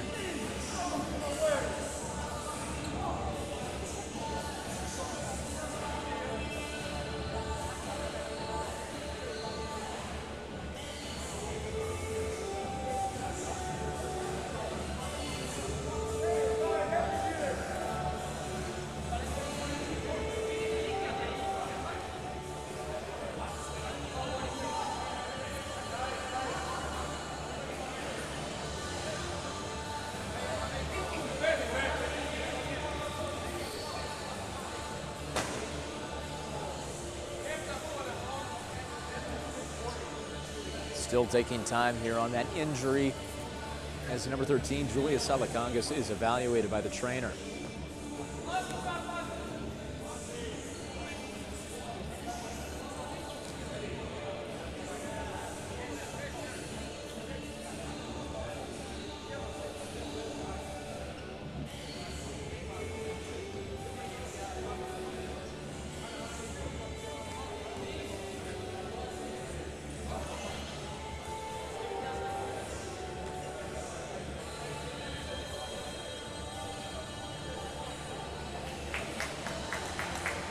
Salakangas up to his feet now. You can hear the applause.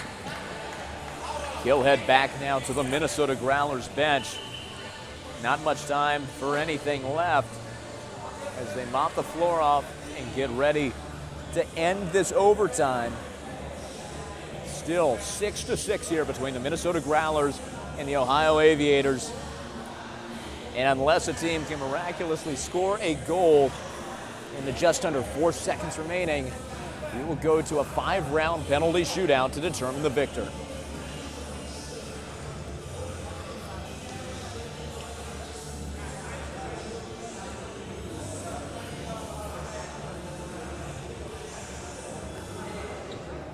Face off here between Tito Salakangas and Cedric Grenipin.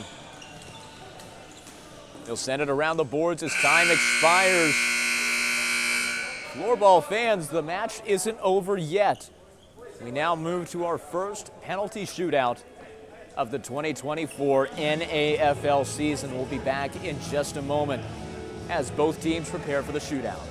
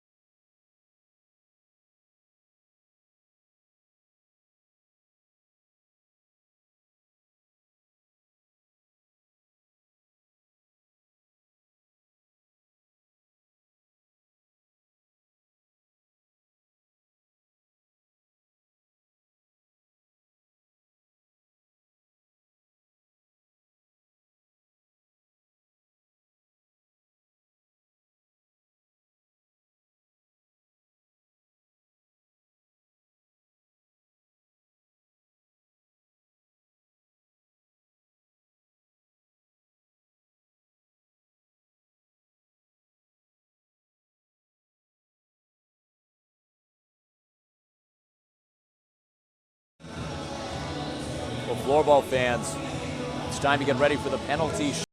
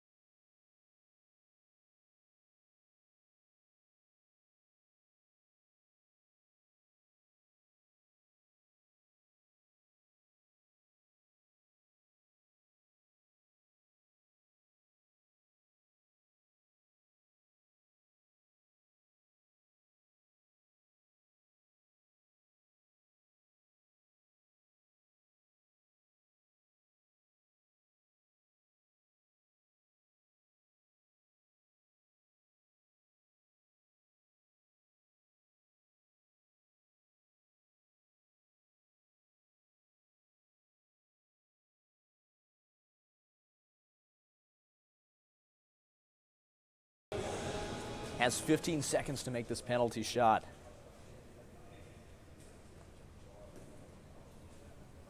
Favoring that far side on the approach. Peter Slad coming out to the right. Looking to make a move. Swiping. Saved by Peter Slad as he tried to cut back across to his favorite side. Slad coming off now. It'll be number 77.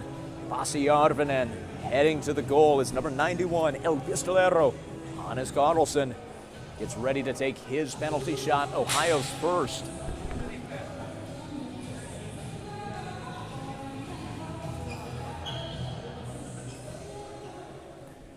Hannes Carlson on the approach, favoring the close side. Now switching back around. Pausing there. Keeping the same pace. Some fancy stick work. And the ball goes up and over. Pasi Arvinen celebrating there as Hannes Carlson goes to the ground.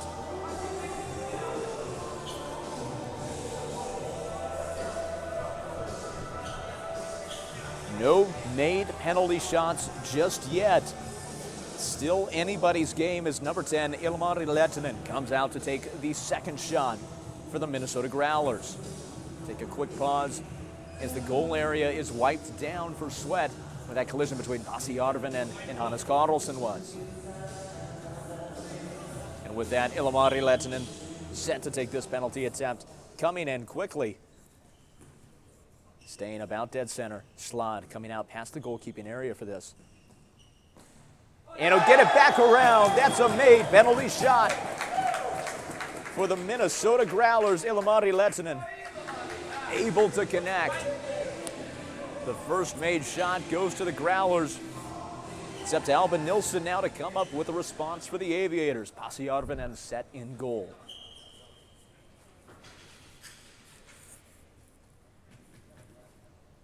Nilsson on the approach. Switching around, forcing Pasi Arvinen on his side, but he's able to come away with the save. Another fist in the air celebration for Pasi Arvinen, as now Minnesota has the advantage. It's number 24, Tuukka Korhonen, coming out to take the third shot for Minnesota. Coming to the close wing with some speed. Now going far side. He has to maintain that forward momentum at all times. Pausing, waiting, tricking him out, saved off the helmet of Peter Slad. Ohio staying alive. Heading out now to take the next penalty shot, the third for Ohio, is number 7, Kalle Harstedt. It's been a phenomenal series of saves so far. We'll see if Ohio can use this to even up the tally. Kalle Harstedt coming in center. It's good! Able to get around Pasi Arvinen. It's all even now in the penalty shootout. Emily Bjernanen coming out to take the fourth here for the Growlers.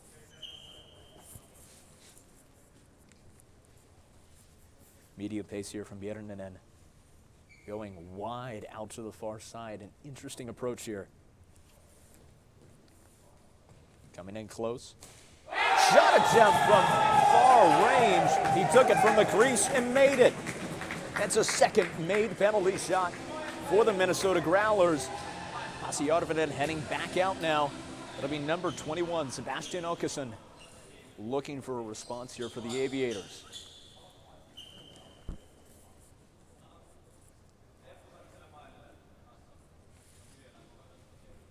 Åkesson coming close side.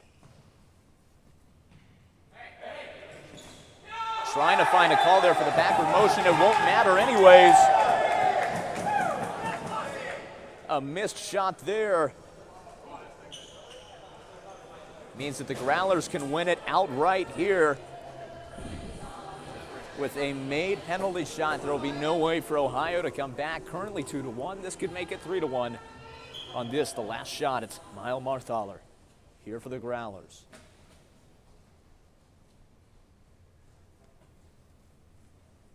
Coming out to the center. Driving in with speed, it goes off the helmet of Slot. Pasi Järvinen heading out for the fifth shot.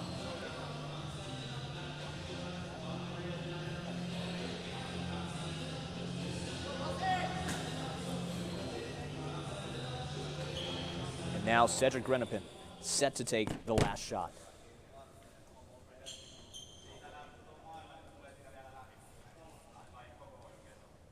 Pasi Järvinen getting drawn out, back into the goalkeeper area, and it's no good.